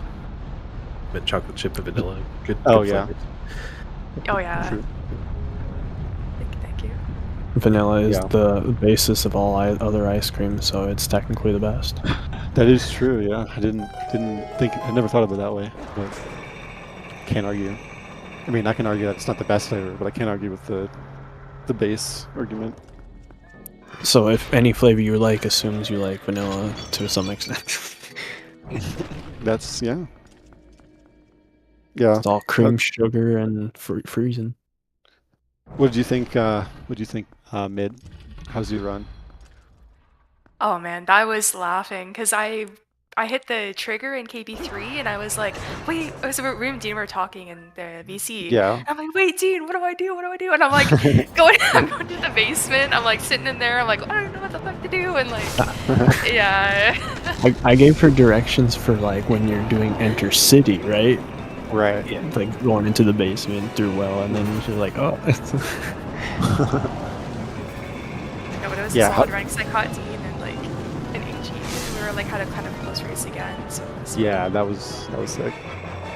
Right. So not only Stallard skip was happening, nerves, but then there was a car alarm that was not just straight up going off, but it was like continually on and off throughout the failing of the trick. So it was like that was adding to it. Oh my god! I muted my TV at one point because the music was adding to the stress. I'm like, I can't. That sounds so stressful. Yeah, I've had to watch Yeah. Still won't ever beat the time the fire alarm went off mid. Oh Jesus. Yeah, that was how did that happen with the Helmosaurus's city? That was crazy. Oh man, that was something about that one too. I don't know how it happened. This never happened to me before. But I'm like, this is honestly perfect timing for something like that to happen. This makes it more fun to watch. Yeah, it was so good. Like I don't even know if there's anything you could have done. You were just like stuck there. Yeah, they just ping ponged you like me. Maybe you could have shielded, maybe you could have side hopped. I have no idea. I kept trying to like roll forwards to get out, but I'm like, maybe I need to try something different here. Yeah. Yeah. Yeah. GG's looks like Morpha and Dean will be going to the main bracket.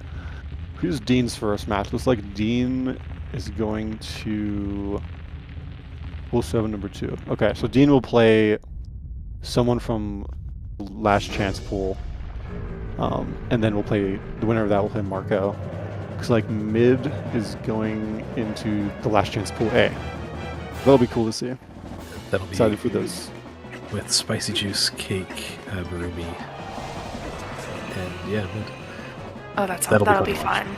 Yeah. Yeah. That'll be on point. It's crazy. I did a lot of practice in the last like week here and there, and I was doing real good. And today was probably my at least good performance. The stuff that I did practice, like Hyrule, was pretty smooth, but I practiced a little Stallard this morning. I'm like, all right, it's probably gonna be, if I lose time, maybe at most a minute, and nah. Yeah, I know what you mean about the ESSing when you're nervous is really hard. There was at one point I swore I was ESSing, waiting for the prompt to appear, and all of a sudden I'm back walking. I'm like, where was the in between there? I swore I was. It's like, Yeah, I saw that. Yeah, that happens. But at least the stuff that you, for the most part, practice goes well. I think the worst part is when you practice a bunch of stuff, and they all go wrong, even though you practice them. I practiced the Gorge Void segment too, so that felt good. Oh, All yeah. that was pretty smooth. Came in Force clutch. Escape still sucks, but Yeah. Yeah, I mean, it's Trick is annoying and bad on Wii, and it's just annoying on GameCube. Just rage bait. I believe you did get Gorge Void, right, Dean? yeah. Yeah, Dean got it. I don't.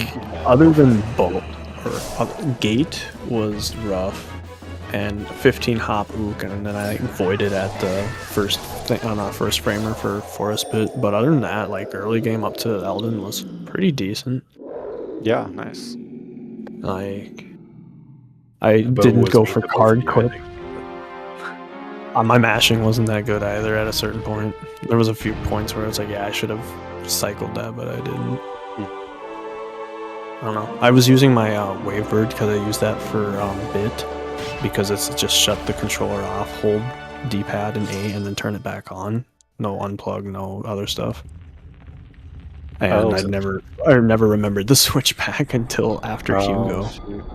I just straight up forgot. That's funny. Everyone got first try. It is a cool Everyone strat. that did it got first try Hugo. It was pretty cool to see. Mhm. Did everyone get first try EMS? Oh, I guess not Cloud Inc. I died in EMS.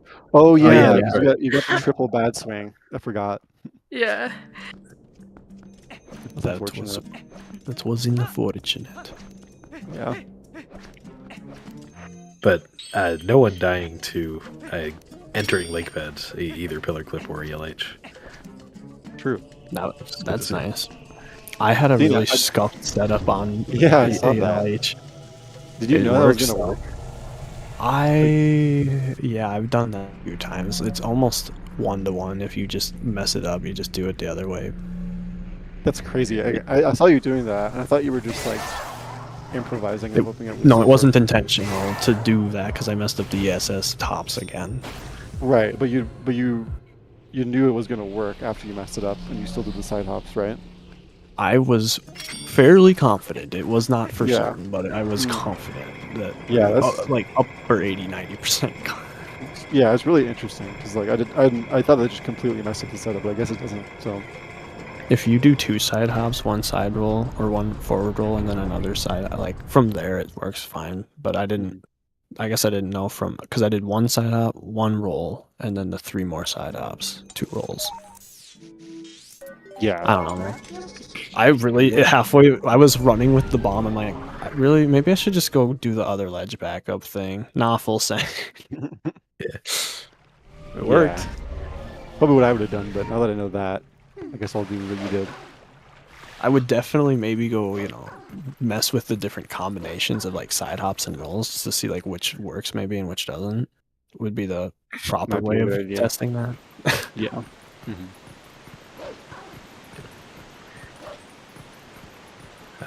Claude Inc. will now be heading over to Snow Peak. Which Oh yeah. I don't think we're going to see them get there. Needing to get the Reekfish sent because no map glitch on Wii 1.2. Mhm. So now being in Peak Province, any guesses on Claude Inc.'s favorite ice cream flavor?